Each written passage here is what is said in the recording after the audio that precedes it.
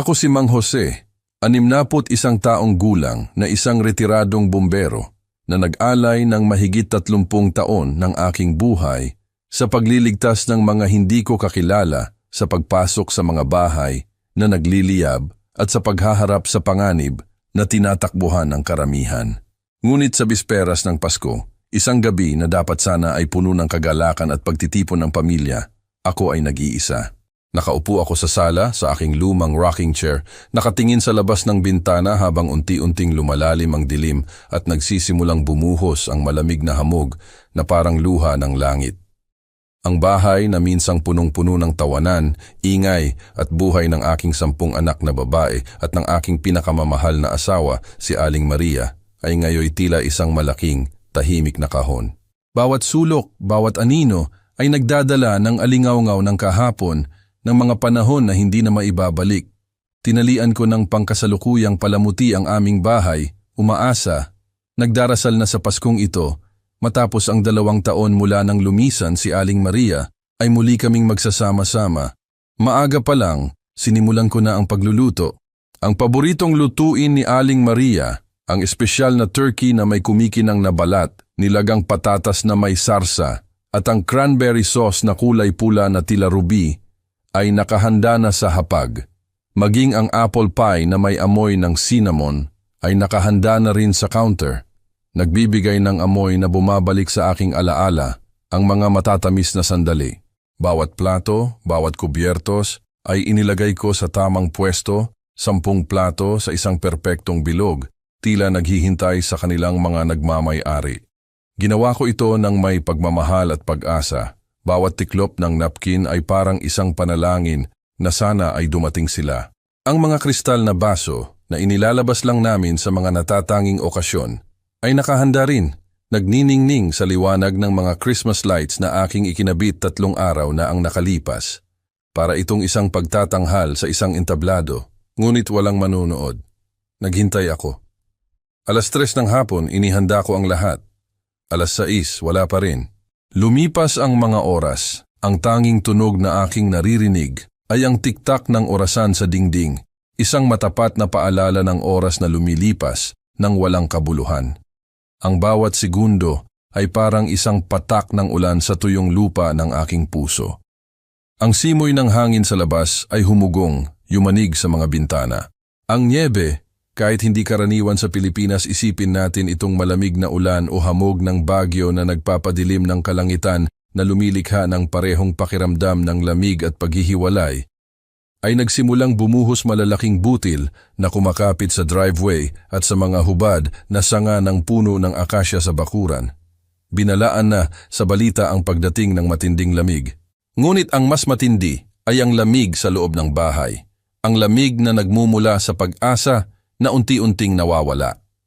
Napansin ko na ang init na dulot ng furnace o ng aming air conditioning system na sa pagkakataong ito ay tila tumigil sa paggana, nagpapalala sa pakiramdam ng lamig sa loob ng bahay, ay nawawala. Lumilitaw ang maliliit na problema sa bahay na parang mga sugat na nagpapakita ng edad at pagkapagod na dati kayang-kaya ayusin ni Aling Maria o ng kanyang presensya. Ngayon, ako lang ang nag-iisa. Sinubukan kong ayusin ang thermostat, kontrol sa temperatura ng AC, ngunit kumikislap lang ito ng pula. Error ang nakasulat. Pinindot ko ang reset, ngunit walang nangyari. Bawat minuto, bumababa ang temperatura, 63, 62. Ang bahay ay lalong lumalamig, ngunit ang lamig sa aking loob ay mas matindi pa. Ang turkey ay nawawalan na ng ningning. Ang nilagang patatas ay hindi na umuusok. Ang cranberry sauce ay nanatiling perpekto at hindi nagalaw, tila isang prop sa isang dula na walang nanonood. Ang aking telepono na nakataob sa counter ay nanatiling tahimik. Hindi ako nakatanggap ng tawag o mensahe. Hindi ko na mabilang kung ilang beses ko itong tiningnan sa nakalipas na oras. 17. Bawat tingin, bawat pag-asa ay nauwi sa pagkadismaya. Alam ko na. Kung darating sila, narito na sila ngayon, ngunit hindi sila dumating. Sa paglipas ng oras, ang nag-iisang tunog ay ang tiktak ng orasan. Ang hangin ay humugong. Ang niyebe ay bumuhos. At sa isang sulok ng aking isip, narinig ko ang boses ni Aling Maria. Mahina, tiyak. Malalaman mo ang gagawin. Ngunit sa ngayon, ang tanging alam ko ay ang sakit ng pag-iisa. Hindi nagtagal, isang vibration ang nagmula sa aking telepono. Agad ko itong dinampot, puno ng pag-asa. Ngunit hindi ito tawag. Ito ay isang text message mula kay Margarita, ang panganay ko. 40 taong gulang na siya, may sariling pamilya, isang matagumpay na abogado. Ngunit sa mensaheng ito, ang kanyang mga salita ay tila sumigaw sa akin sa pamamagitan ng screen. Walang paumanhin, walang paliwanag, tanging isang pader ng teksto na buong buo ang capitalization na para bang sinisigawan niya ako. Wala kaming obligasyon na punan ng iyong kalungkutan, Tay. Kailangan mong intindihin na may sarili na kaming buhay ngayon. Tigilan mo na ang pagpaparamdam sa amin ng kasalanan. Ang bawat salita ay tumama sa akin ng parang kamao. Hindi ang uri ng kamao na nagiiwan ng pasa sa labas, kundi ang uri na nagpapakawala ng hangin sa aking baga at nagiiwan sa akin na naghahabol ng hininga. Ito ay biglaan, napakatindi, nakamamangha. Naramdaman ko ang sakit, matalim, ngunit nagpagising sa akin. Sa loob ng ilang sandali, nakaupo lang ako, nakatitig sa mensahe na dahan-dahang nagpapadilim sa screen. Kalungkutan. Ito ang tingin niya sa aking paghihintay. Ako, na nakaupo dito sa harap ng hapag na puno ng pagkain na ginugol ko, ang buong araw sa pagluluto, naghihintay sa aking mga anak na dumating, dahil lang sa hiniling ko, dahil lang sa naisip kong kahit minsan, baka gusto nilang narito. Napagtanto ko, napagkamalan ko ang sakripisyo bilang pagpapahinahon. Napagtanto ko na matagal na akong nagtatakda ng mga pamantayan para sa kanila na hindi naman nila kailanman sinunod. Sa loob ng maraming taon, naging parang ATM ako sa kanila. Isang pinagmumula ng pera at suporta na walang kapalit na pagmamahal o paggalang. At ngayon, ito ang kanilang tugon sa aking pag-asa ng isang pamilyar na Pasko. Hindi ako nagalit, hindi rin ako nalungkot. Ang naramdaman ko ay kalinawan. Isang uri ng kalinawan na dumadaan sa lahat ng bagay at nagiiwan sa akin na makita ang mga bagay ng eksakto kung ano sila. Tumayo ako. Narinig ko ang pagkaluskos ng aking mga tuhod. Naramdaman ko ang sakit sa aking likod.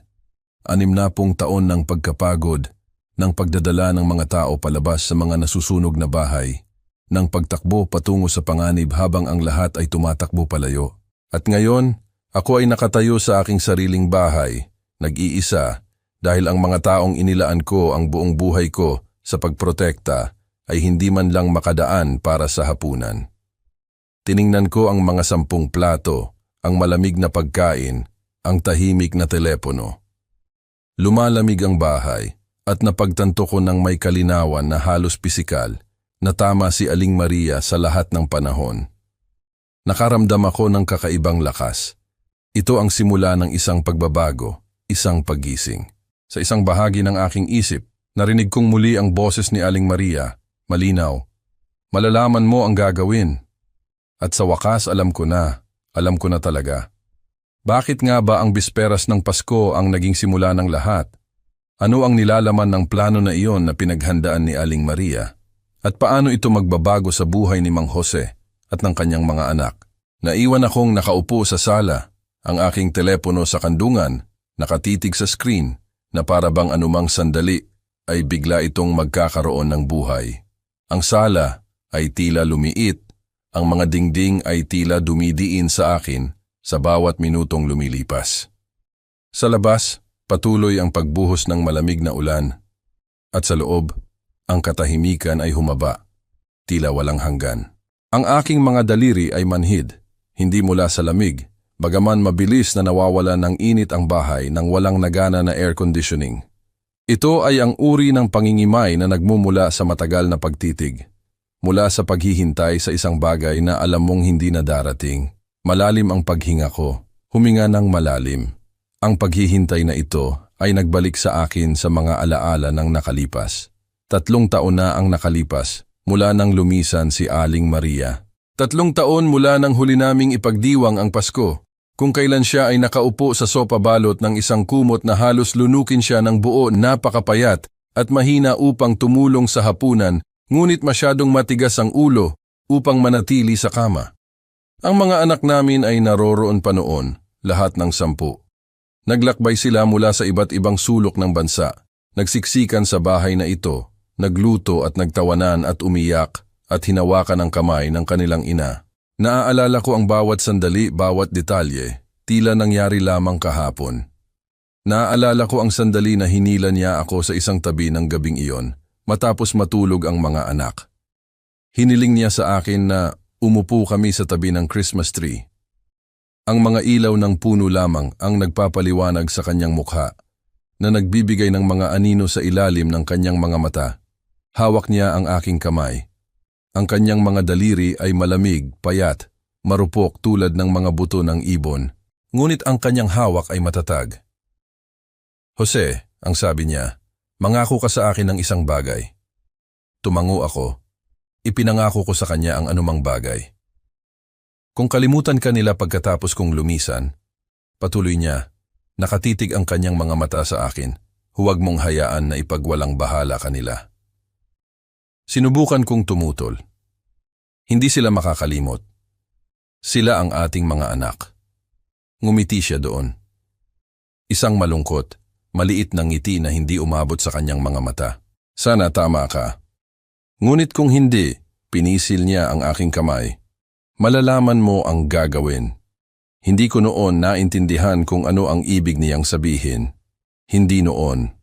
Ngunit ngayon, unti-unti ko nang naiintindihan. Ang bawat salita niya ay tila bumalik sa akin, mas malinaw kaysa sa karaniwang tunog. Ito ay isang babala, isang hula. Biglang nag-vibrate muli ang aking telepono. Sa wakas. Dinampot ko ito ng napakabilis na halos mahulog ko. Raquel, ang bunso ko, 25 taong gulang, tumatawag pa rin sa akin tuwing linggo upang tanungin kung paano magluto ng inihaw o ayusin ang tumutulong gripo. Binuksan ko ang mensahe. Tay, pasensya na po. Natrap ako sa trabaho. Kailangan po ako ng boss ko ngayong gabi. Next time na lang po. Next time na lang. Para bang ang Pasko ay isang kape date na pwede naming i-reschedule. Okay lang, mahal ko. Ingat ka. Inilapag ko ang telepono. Pagkatapos, umilaw itong muli. Elisa, 38 taong gulang. Ang responsable. Ang mga magulang ni Daniel ang nagho-host. Hindi ko pwedeng laktawan. Baka sa susunod na linggo. Sa susunod na linggo. Para bang ang Pasko ay nangyayari ng 2 beses. Nag-vibrate muli ang telepono. Jenny, may sakit si Steven. Kailangang manatili sa bahay kasama niya. Pasensya na po, Tay. Pagkatapos, si Patty. May family emergency po ang pamilya ni Kevin. Mag-uusap tayo agad. Patuloy ang pagdating ng mga mensahe, isa pagkatapos ng isa. Bawat isa ay iba't ibang bersyon ng parehong palusot. Katrina. Na-snow in po sa bahay ng kaibigan. Masama po ang daan. Tumingin ako sa labas ng bintana. Masama nga ang daan, ngunit hindi imposible. Hindi kung talagang gusto mong makapunta sa isang lugar. Amanda. Nag-book si Brian ng surprise trip. Nasa airport na po. Nicole. Double shift po sa ospital. Naintindihan niyo po, di ba? Stephanie. May sakit po ang mga bata. Hindi po pwedeng i-risk na kumalat. Nag-ring ang telepono. Tunay na pag-ring sa pagkakataong ito. Sinagot ko bago pa ang ikalawang ring. Rebecca. Hi, Tay!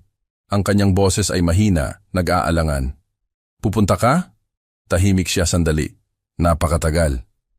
Hindi ko po kaya. Pasensya na po. Talaga po.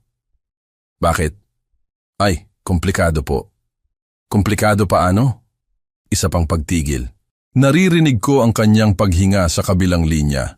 Naiisip ko ang kanyang pagkagat ng labi tulad ng ginagawa niya noong bata pa siya at ayaw niyang sabihin sa akin na may nasira siya. Hindi ko lang po kaya, Tay. Pasensya na po. Ibinaba niya ang telepono bago pa ako makapagsabi ng iba pa. Inilapag ko ang telepono sa coffee table, tinitigan ito. 10 anak na babae, 10 palusot. Ang ilan sa kanila ay maaaring lehitimo, Ngunit hindi nito binabago ang katotohanan na ako ay nakaupo dito nang nag-iisa na may hapag na puno ng pagkain na walang sino mang kakain. Ang orasan sa mantel ay nagsasabing 9:30 na. Nakaupo ako dito ng mahigit 2 oras, naghihintay, umaasa, niloloko ang aking sarili sa pag-iisip na marahil isa sa kanila ay magugulat sa akin, ngunit walang dumating. Ngunit may isang bagay na nagpaklaro sa akin, ang mga salita ni Aling Maria. Huwag mong hayaan na ipagwalang bahala kanila. Ito ay hindi lamang tungkol sa Pasko. Ito ay tungkol sa buong buhay ko na ibinigay sa kanila ang bawat sentimo, bawat oras, bawat pagmamahal na aking ibinuhos na ngayoy tila ginagawa lamang akong isang convenience, isang safety net. Ang sakit na naramdaman ko ay nagiging isang uri ng lakas, isang pagpapasya. Naglakad ako pabalik sa hapagkainan, 10 plato, 10 walang lamang upuan. Hinila ko ang upuan sa dulo ng hapag at umupo. Umalingaw-ngaw ang kahoy sa ilalim ng aking bigat. Ang bahay ay tumahimik sa paligid ko, umiungol sa lamig. Ang orasan ay tumiktak, ang hangin ay humugong, ang niyebe ay bumuhos.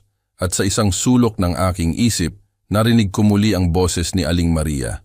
Mahina, tiyak. Malalaman mo ang gagawin. Tiningnan ko ang 10 plato, ang malamig na pagkain, ang tahimik na telepono. Lumalamig ang bahay at napagtanto ko ng may kalinawan na halos pisikal. Natama si Aling Maria sa lahat ng panahon. Natuklasan ko ang kapangyarihan ng pagpili. Hindi na ako maghihintay. Hindi na ako magpapaligoy-ligoy. Panahon na para maintindihan nila kung sino ang may tunay na kapangyarihan ng pagpili. Nakatayo ako sa kusina, nakasandal ang mga kamay sa frame ng pinto. Ang hapagkainan ay nakalatag sa harap ko, 10 puting plato na nakaayos sa isang perpektong bilog. Bawat isa ay naghihintay, walang laman at matiyaga, sa ilalim ng malambot na ilaw ng mga Christmas lights na aking ikinabit 3 araw na ang nakalipas. Ang turkey ay nakaupo sa gitna, gintong-ginto at kumikinang ang balat, parang gustong-gusto ni Aling Maria noon. Ang nilagang patatas ay umuusok sa serving bowl. Ang cranberry sauce ay sumasalo sa ilaw, malalim na pula at makintab. Ang apple pie ay lumalamig sa counter sa likod ko, pinupuno ang bahay ng amoy ng cinnamon at mga alaala. Lahat ay handa na. Lahat, maliban sa mga taong dapat sanang naririto. Ang orasan sa dingding ay tumiktak. Iyon lang ang tunog. Walang tawanan, walang yapak sa veranda, walang pagsasara ng pinto ng kotse sa driveway. Tanging ang tuloy-tuloy na mekanikal na ritmo ng oras na lumilipas, segundo por segundo, sa isang bahay na pakiramdam ko ay napakalaki at napakatahimik. Inihanda ko ang hapag ng 3:00 ng hapon, 10 plato, 10 tinidor, 10 kutsilyo, 10 napkin na tiniklop sa paraang itinuro sa akin ni Aling Maria, matatalim na tatsulok na halos eleganteng tingnan. Inilabas ko pa ang magagandang baso, ang mga kristal na baso, na ginagamit lang namin sa mga espesyal na okasyon. Espesyal dapat ito. Ito sana ang unang Pasko sa 3 taon kung saan lahat ng 10 anak ko ay umuwi. Ngunit nanatiling walang laman ang driveway, nanatiling madilim ang veranda, at ang aking telepono na nakaharap sa counter ay nanatiling tahimik. Naglakad ako sa hapag at inayos ko ang isa sa mga tinidor. Hindi naman kailangan ayusin. Kailangan ko lang nang gawin sa aking mga kamay, isang bagay upang pigilan ako sa muling pagtingin sa aking telepono. Tiningnan ko na ito ng 17 beses sa nakalipas na oras. Walang mensahe, walang missed calls, wala. Lumakas ang hangin sa labas, niyayanig ang mga bintana. Nagsimulang bumuhos ang malamig na ulan 1 oras na ang nakalipas, magaan na hamog na sumasayaw sa ilaw ng poste.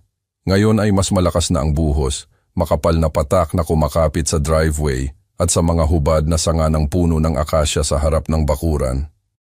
Ibinigay na ng weather forecast ang babala. Winter storm moving in. Travel not recommended after 6 km. Halos 6:00 na ngayon. Bumalik ako sa hapag. 10 plato. 10 walang lamang upuan. Naaalala ko silang lahat na nakaupo doon tulad ng dati noong mas bata pa sila. Si Margarita sa dulo, bossy kahit bata pa. Si Elisa sa tabi niya, laging peacemaker. Si Rebecca, tahimik at maalalahanin. Si Raquel, ang bunso, tumatawa sa sinabi ng isa sa kanyang mga kapatid. Minsan, pinuno nila ang bahay na ito. Pinuno ito ng ingay at kaguluhan at buhay. Ngayon ang bahay ay akin na lamang. Akin at ng katahimikan. 3 taon na ang nakalipas mula nang pumanaw si Aling Maria. 3 taon mula nang huling Pasko na siya ay nakaupo sa sopa. Balot ng kumot na halos lunukin siya ng buo. Napakahina upang tumulong sa hapunan, ngunit masyadong matigas ang ulo upang manatili sa kama. Ang mga anak ay naririto pa noon, lahat ng 10. Lumipad sila mula sa iba't ibang sulok ng Pilipinas. Nagsiksikan sa bahay na ito, nagluto at nagtawanan at umiyak at hinawakan ang kamay ng kanilang ina. Naalala ko ang sandali nang hinila niya ako sa isang tabi ng gabing iyon matapos matulog ang mga anak. Hiniling niya sa akin na umupo sa tabi ng Christmas tree. Ang mga ilaw lamang ang nagpapaliwanag sa kanyang mukha na nagbibigay ng mga anino sa ilalim ng kanyang mga mata. Hawak niya ang aking kamay. Ang kanyang mga daliri ay malamig, payat, marupok tulad ng mga buto ng ibon. Ngunit ang kanyang hawak ay matatag. Jose, ang sabi niya, mangako ka sa akin ng isang bagay. Tumango ako. Ipinangako ko sa kanya ang anumang bagay. Kung kalimutan ka nila pagkatapos kong lumisan, patuloy niya, nakatitig ang kanyang mga mata sa akin. Huwag mong hayaan na ipagwalang bahala kanila. Sinubukan kong tumutol. Hindi sila makakalimot, sila ang ating mga anak. Ngumiti siya doon. Isang malungkot, maliit na ngiti na hindi umabot sa kanyang mga mata. Sana tama ka. Ngunit kung hindi, pinisil niya ang aking kamay. Malalaman mo ang gagawin. Hindi ko naintindihan kung ano ang ibig niyang sabihin. Hindi noon. Ngunit ngayon, nagsisimula na akong maintindihan. Ang air conditioning, palitan natin ang furnace sa Pilipinas, ay umugong o sinubukan. Narinig ko ang pamilyar na ugong, ang pag-click ng ignition, at pagkatapos ay nawala ang ugong, nanatiling malamig ang bahay. Lumakad ako sa thermostat sa pasilyo, kumislap ng pula ang maliit na screen. Error. Pinindot ko ang reset button, naghintay, wala. Bumaba ng 1 pang grado ang temperatura. 63. 62. Bumaba ako sa basement. Ang AC unit ay nakaupo sa sulok, luma at maaasahan sa loob ng 30 taon hanggang ngayong gabi. Tiningnan ko ang pilot light. Patay. Sinubukan kong sindihan muli. Nag-click ang spark, sumiklab, namatay. Nag-click muli, wala. Sa labas, mas malakas ang ugong ng hangin. Bumalik ako sa itaas. Ang kusina ay pakiramdam ko ay mas malamig kaysa 10 minuto na ang nakalipas. Hinigpitan ko ang aking cardigan sa aking dibdib. Ang turkey ay nagsisimula nang mawala ang ningning nito. Ang nilagang patatas ay hindi na umuusok.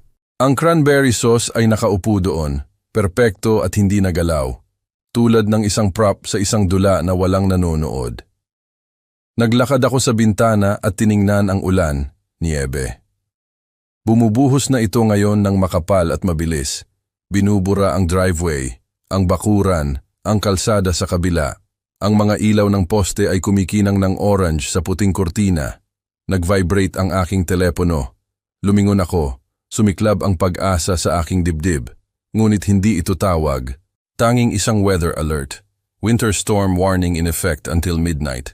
Avoid travel. Stay indoors. Inilapag ko ang telepono. Nagdilim ang screen. Naisip kong tawagan sila. Si Margarita, si Elisa, alinman sa kanila. Para lang mag-check-in. Para lang tingnan kung darating sila. Ngunit hindi ko ginawa dahil alam ko na ang sagot. Kung darating sila, narito na sila ngayon. Marami na akong narinig na palusot sa nakalipas na 3 taon. Trabaho, traffic, mga bata, plano, laging may kung ano. Laging may dahilan kung bakit hindi sila makapunta sa hapunan ng linggo o sa aking kaarawan o kahit isang tawag lang sa telepono na tumagal ng higit sa 5 minuto. Sinabi ko sa sarili ko na okay lang, matatanda na sila. May sarili na silang buhay, ngunit Pasko ito. Ito ang tanging araw na hiniling ko. Naglakad ako pabalik sa hapag. 10 plato, 10 walang lamang upuan. Hinila ko ang upuan sa dulo ng hapag at umupo. Umalingaw-ngaw ang kahoy sa ilalim ng aking bigat. Ang bahay ay tumahimik sa paligid ko, umiungol sa lamig. Ang orasan ay tumiktak. Ang hangin ay humugong. Ang ulan, niyebe, ay bumuhos. At sa isang sulok ng aking isip, narinig ko ang boses ni Aling Maria, mahina, tiyak. Malalaman mo ang gagawin. Tiningnan ko ang 10 plato, ang malamig na pagkain, ang tahimik na telepono. Lumalamig ang bahay at napagtanto ko ng may kalinawan na halos pisikal na tama si Aling Maria sa lahat ng panahon. Sa wakas naintindihan ko na. Ang paggising na ito ay nagbigay ng panibagong lakas kay Mang Jose. Ngunit ano ang kanyang unang hakbang? Ano ang tunay na kahulugan ng malalaman mo ang gagawin na sinabi ni Aling Maria at paano niya ito isa sa katuparan?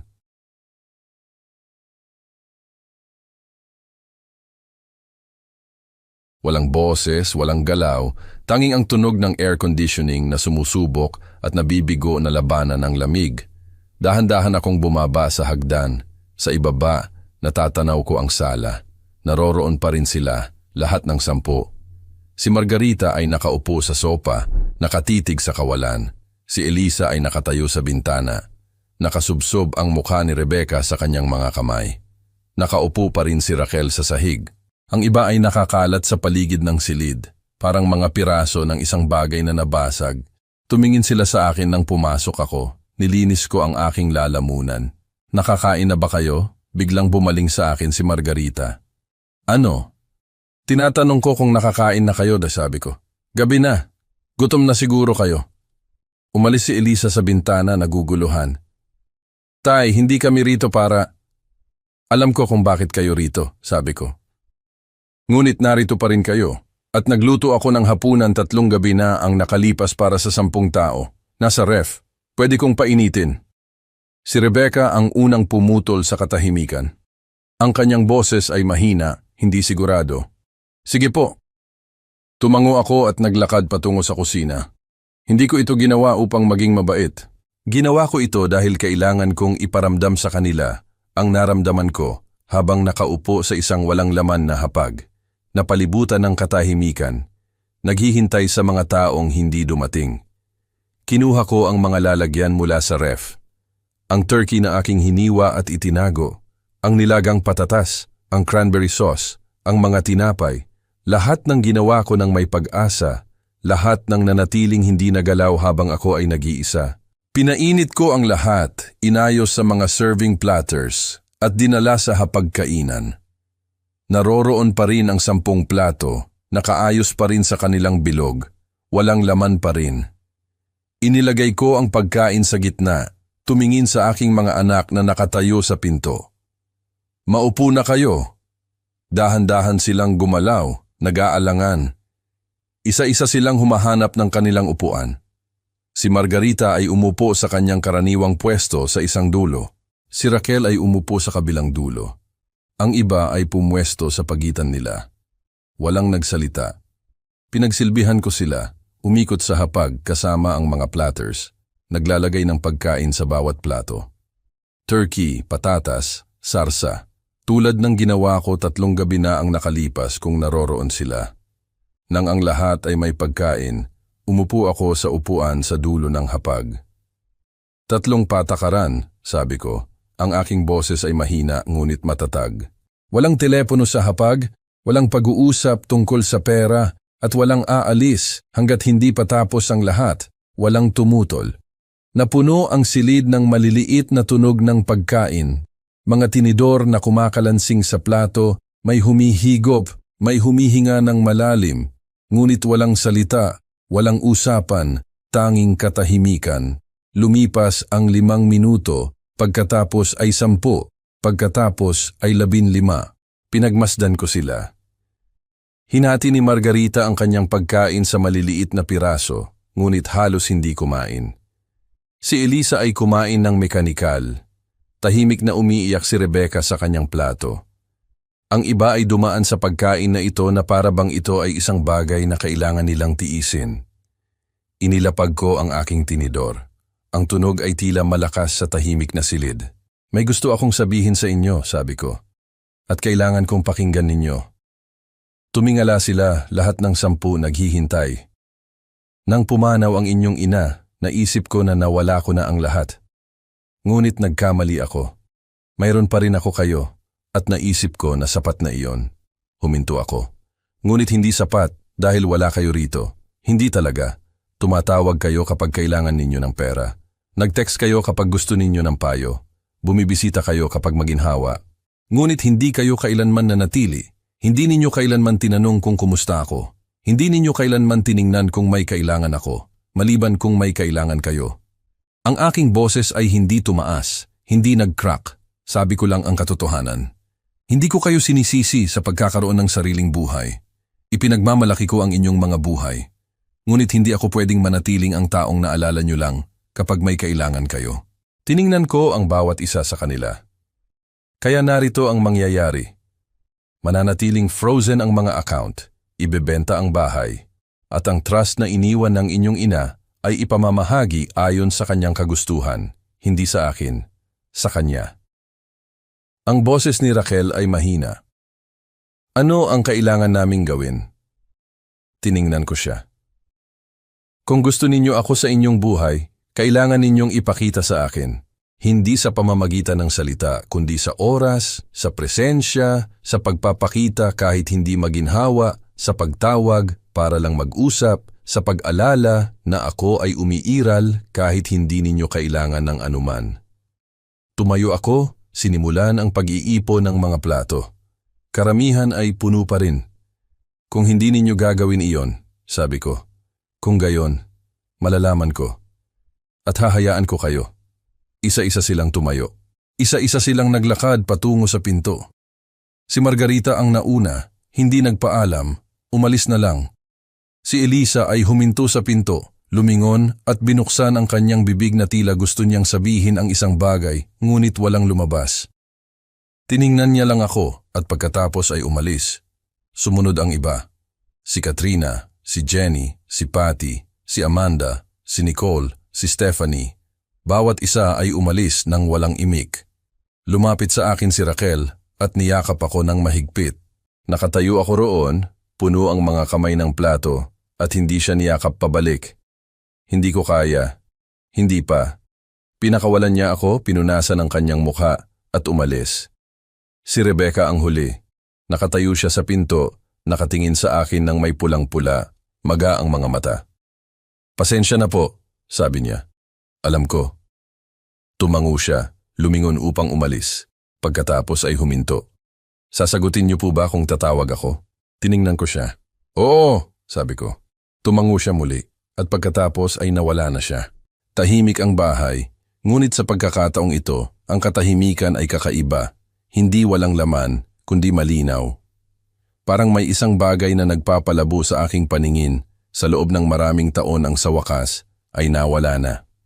Tinapos ko ang paglilinis ng hapag, hinugasan ang mga plato, at inilagay ang lahat sa ayos. Pagkatapos, pinatay ko ang mga ilaw at umakyat sa itaas. Ang pagtanggap ng katotohanan ay may kasamang matinding sakit, ngunit mayroon ding kalayaan. Ano ang sunod na ginawa ni Mang Jose matapos ang pamilyar ngunit masakit na gabi? At ano ang tunay na nilalaman ng habilin ni Aling Maria na magpapabago ng lahat? Ang bahay ay tahimik na bumabalot sa akin habang papalapit ang hating gabi. Pinatay ko ang mga ilaw ng Pasko, 1 oras na ang nakalipas. Ang pagkurap-kurap ay nagsimulang maging hindi na maligaya, kundi isang paalala ng lahat ng hindi nangyayari.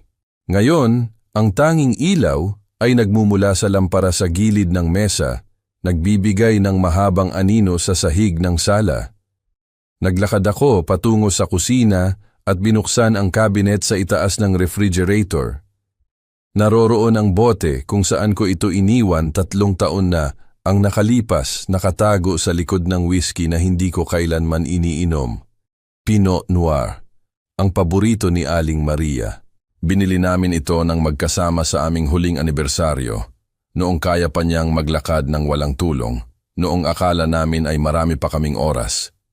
Dinala ko ang bote sa sala at inilagay sa coffee table. Lumabas ang tapon ng may mahinang pop. Nagbuhos ako ng isang baso. Pinagmamasdan ang madilim na pulang likido na sumasalo sa ilaw ng lampara. Itinaas ko ang baso. Ang alak ay may amoy ng lupa at cherries at isang bagay pa na hindi ko kayang pangalanan. Isang bagay na nagpaalala sa akin ng mga gabing taglagas sa veranda, ng kamay ni Aling Maria sa akin, ng buhay na aming binuo bago ang lahat ay gumuho. Maligayang Pasko, Maria, sabi ko sa walang laman na silid. Tama ka. Uminom ako. Ang alak ay makinis, halos matamis, na may bahagyang pait sa dulo na nagpakunot ng aking noo. Hindi ako mahilig sa alak, hindi kailanman. Ngunit mahal na mahal ito ni Aling Maria, kaya't natuto akong tiisin ito. Ang kanyang larawan ay nakalagay sa mantel. Kinuha ko ito 5 taon na ang nakalipas sa kasal ni Rebecca. Nakasuot si Aling Maria ng asul na damit na akma sa kanyang mga mata. Ang kanyang ngiti ay maliwanag, kahit alam kong pagod siya noon. Itinaas ko ang baso sa larawan. Alam mong hindi sila darating, di ba? Hindi sumagot ang larawan. Ngunit naririnig ko ang kanyang boses sa aking isip, kasing linaw na parang nakaupo siya sa tabi ko. Biglang tumama sa akin ang alaala. Hindi ang malumanay na uri na dahan-dahang dumarating, kundi ang uri na humahawak sa iyong lalamunan at hindi bumibitaw. Oktubre 2021, Ospital ng San Miguel, silid 314 sa oncology floor.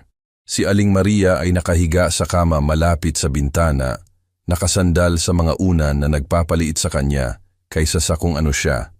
Ang IV drip ay nakasabit sa tabi niya, malinaw na likido na dumadaloy sa isang tubo patungo sa kanyang braso. 3 linggo na siya noon doon, hindi gumagana ang mga treatment. Tumigil na ang mga doktor sa paggamit ng mga salita tulad ng remission at nagsimula ng gumamit ng mga salita tulad ng comfortable at quality of life. Hinila ko ang upuan sa tabi ng kanyang kama. Ibinaba niya ang kanyang ulo upang tumingin sa akin at bagaman ang kanyang mukha ay maputla at payat, ang kanyang mga mata ay matatalim, alerto. Jose, ang sabi niya, iniisip ko ang mga anak. Ano tungkol sa kanila?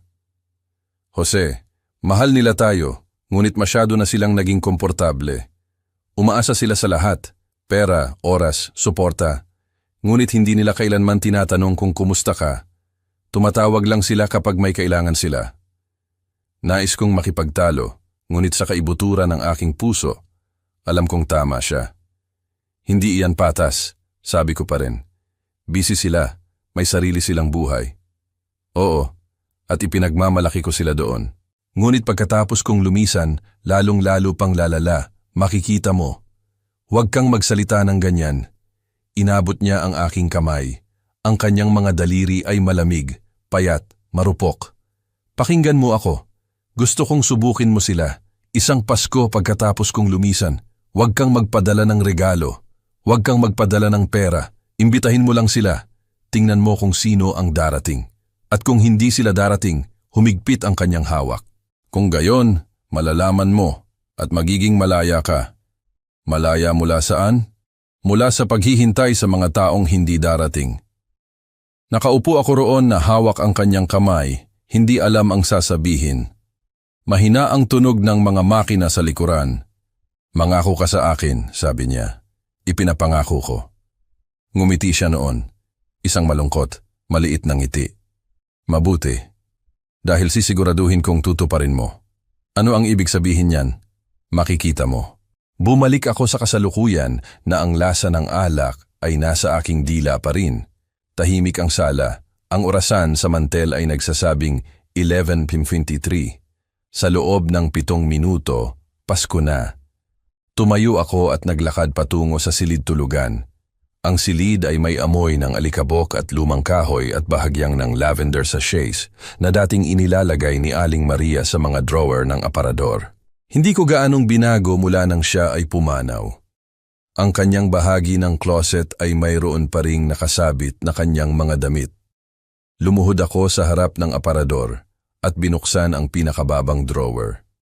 Sa ilalim ng mga sweaters na hindi ko kailanman sinusuot at mga karagdagang kumot, may isang kahon, kulay kape na karton na halos kasing laki ng kahon ng sapatos, na may label na nakakabit sa itaas sa sulat kamay ni Aling Maria. Mahalaga. Buksan lamang kapag handa na. Nakita ko ito isang linggo pagkatapos ng libing, nakatago sa kanyang closet. Sinabi niya sa akin ang tungkol dito sa ospital, sa isa sa mga tahimik na pag-uusap namin sa huling ilang linggo. Sabi niya, iiwan niya sa akin ang mga instruksyon, isang plano, isang bagay na makakatulong sa akin pagdating ng panahon. Hindi pa ako handa na buksan ito noon.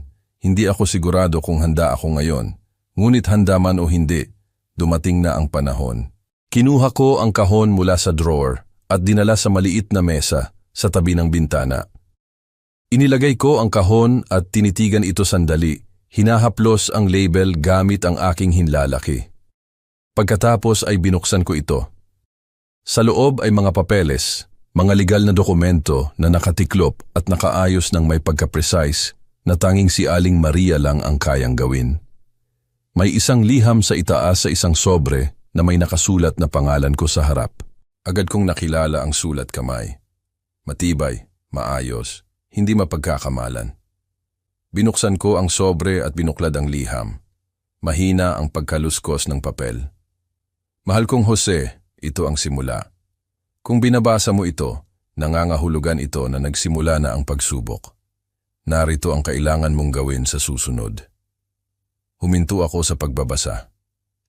Hindi dahil ayaw kong malaman, kundi dahil kailangan ko ng isang sandali. Dahil kapag nabasa ko na ang natitirang bahagi ng liham na ito, kapag sinunod ko na ang mga instruksyon na iniwan ni Aling Maria para sa akin, wala nang atrasan. Sa labas, humugong ang hangin. Patuloy ang pagbuhos ng ulan, niyebe. Nanatiling malamig ang bahay. At sa pagitan ng huling higop ng alak at ng unang linya ng liham ni Aling Maria, may isang bagay sa loob ko ang tumahimik.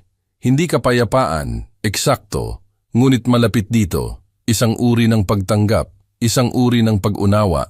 Ang kalinawan ay dumating na parang bukang liwayway, dahan-dahan, hindi maiiwasan at hindi pwedeng baliwalain. Umupo ako sa mesa at patuloy na nagbasa. Ano ang mga instruksyon ni Aling Maria? Gaano kalaki ang kanyang iniwa at paano ito magiging instrumento sa pagbabago ng buhay ng kanyang pamilya? Ang isang pagsubok ba ay sapat upang magpabago sa ugali ng kanyang mga anak? Ang sulat kamay ni Aling Maria ay tumpak kahit sa mga huling linggo niya. Ang mga instruksyon ay may bilang, metodikal, bawat hakbang ay nakalatag ng may pag-iingat na palagi niyang ipinapakita sa mga bagay na mahalaga. Ang unang dokumento sa kahon ay isang kopya ng titulo ng ari-arian, 47 Maple Street, Barangay Maharlika. Binili ko ang bahay 32 taon na ang nakalipas, noong buntis pa si Aling Maria kay Margarita at kailangan namin ng mas malaking espasyo. Parehong nakasulat ang pangalan namin sa titulo noon. Ngayon, akin na lang. Binuklad ko ang papel at hinaplos ako ng aking daliri sa mga nakatype na linya. Sunod ay ang bank statement para sa aming joint account. First National Bank. Balance, 1,400,000, dating 25,000. Ang aming emergency fund, ang pera na aming pinag-ipunan sa loob ng maraming taon para sa anumang itatapon sa amin ng buhay. Itinabi ko ang statement at dinampot ang susunod na papel. Life insurance policy, MetLife.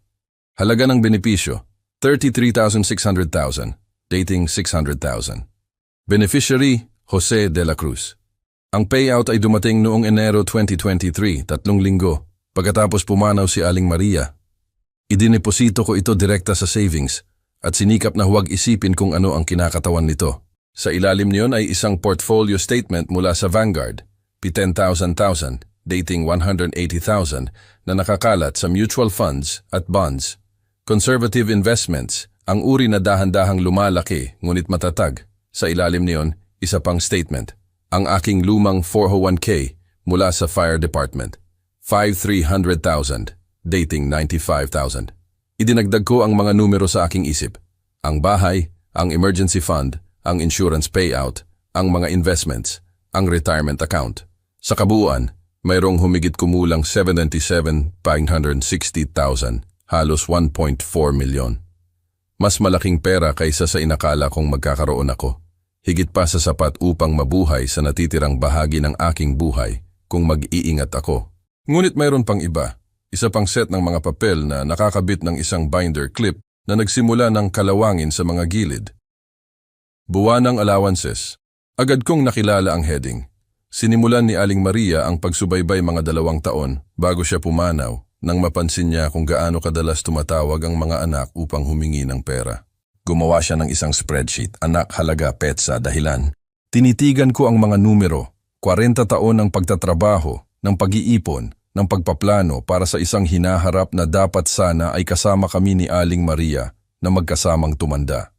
At narito ito, unti-unting lumalabas buwan-buwan sa mga anak na tumigil na sa pagsasabi ng salamat. Ilang taon na ang nakalipas. Inilapag ko ang mga papel at kinuha ang mas malalim sa kahon. Nahawakan ng aking mga daliri ang isang bagay na makinis at mabigat. Isang sobre na nakaselyo ng wax. Ipinindot ni Aling Maria ang kanyang inisyal dito. M para sa Maria. Maingat kong binasag ang selyo. Sa loob ay isang dokumentong opisyal at siksik ng legal na wika.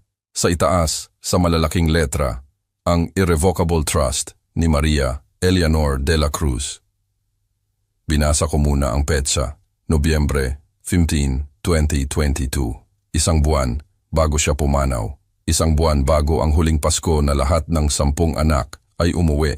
Ang dokumento ay 6 na pahina. Binasa ko ito ng dahan-dahan. Ang aking mga mata ay nakapako sa mga salitang kalahati lamang ang aking nauunawaan. Trust, irrevocable, beneficiary, condition precedent. Ang wika ay formal, tumpak, walang pagpapatawad. Nakipagtulungan si Aling Maria kay Ativia de la Cruz dito. Lumaktaw ako. Hinahanap ang seksyon na mahalaga. Section 3, subsection 1, kondisyon ng pagkauna.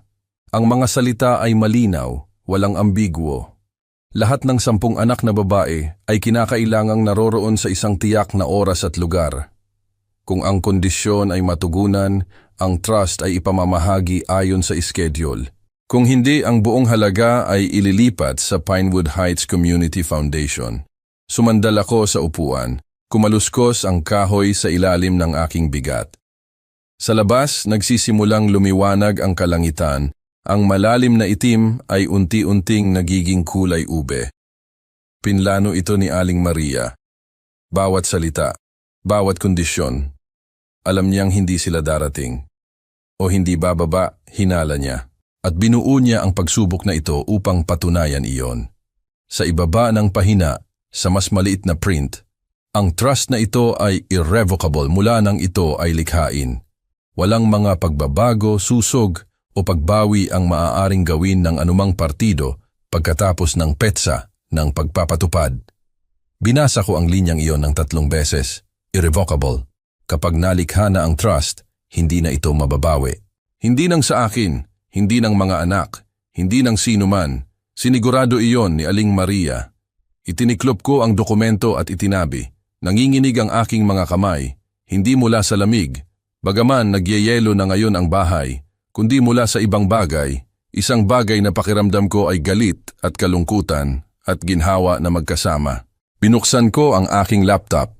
Ang screen ay kumikinang ng asul sa madilim na silid. Mababa ang baterya ngunit sapat ito para sa kailangan kong gawin. Binuksan ko ang aking email at sinimulan ang pag-type. Para kay daniels@danielslegal.com. Paksa. Pag-activate ng trust. Bisperas ng Pasko 2024. Pinsimple ko lang, profesional, ang uri ng email na ipinadala mo kapag gumagawa ka ng isang bagay na hindi na mababawi. Mahal na Ativia de la Cruz, nilinis ko ang aking lalamunan. Ako po ay sumusulat upang ipaalam sa inyo na ang mga kondisyon na nakabalangkas sa Irrevocable Trust ni Maria Eleanor de la Cruz ay nasubok na. Tulad ng alam ninyo, ang petsa ng pagsubok ay itinakda sa Disyembre 24, 2024. Wala po sa aking 10 anak na babae ang dumalo sa hapunan ng Pasko ngayong gabi. Mayroon po akong dokumentasyon sa pamamagitan ng text messages, tawag at timestamps. Ayon sa mga tuntunin ng trust, ako po ay humihiling na ipagpatuloy ninyo ang mga susunod na hakbang na nakabalangkas sa Seksyon 4.2 ng Kasunduan ng Trust. Available po ako para sa isang meeting sa lalong madaling panahon. Lubos na gumagalang, Jose de la Cruz. Pinasa ko ito ng 1, 2, pagkatapos ay pinindot ko ang send. Nawala ang email mula sa aking screen. Ipinadala, natanggap, irreversible. Isinara ko ang laptop at tumingin sa labas ng bintana. Tumigil na ang ulan, nyebe. Mas maliwanag na ngayon ang kalangitan. Ang unang bahid ng bukang liwayway ay gumagapang sa bubong ng bahay sa kabila ng kalsada. Kinuha ko ang isang blangko na papel at isang panulat. Hindi kasing ayos ng sulat kamay ni Aling Maria ang akin, ngunit malinaw ito. Authorization to freeze joint accounts, PETSA, Disyembre 25, 2024. May-ari ng account Jose de la Cruz. Dahilan, nakabinbing legal na pagsusuri. Nilagdaan ko ang aking pangalan sa ibaba. Basa pa ang tinta nang tiklupin ko ang papel at isinilid sa isang sobre. Pagdating ng bukang liwayway, magbabago ang lahat. Tapos na ang pagsubok. Nagsimula na ang paghuhukom. Ang pagmamaneho papunta sa bayan ay mas matagal kaysa karaniwan. Ang mga kalsada ay madulas dahil sa hamog, niebe, na namuo magdamag. At hindi pa nararating ng mga naglilinis ng kalsada ang lahat ng barangay. Nag-ingat ako, inilagay ang parehong kamay sa manibela at sinikap na huwag isipin ang gagawin ko. Ang bayan ng Barangay Maharlika ay tahimik. Karamihan sa mga tindahan ay sarado para sa holiday. Madilim ang kanilang mga bintana maliban sa mga Christmas display na walang sino man ang nakakakita. Nakahanap ako ng parking spot sa Main Street, pumarada, at umupo sandali sa loob ng kotse habang umaandar ang makina. Madaling makita ang gusali. 3 palapag na pulang ladrilyo na may tansong plaka sa tabi ng pinto na nakasulat. Daniels and Associates, itinatag 1987. At Ayon de la Cruz at Kasamahan, itinatag 1987. Nakapunta na ako rito noon, ilang taon na ang nakalipas, nang kami ni Aling Maria ay nagawa ang aming mga testamento. Hindi gaanong nagbago ang lugar. Pinatay ko ang makina at lumabas sa lamig.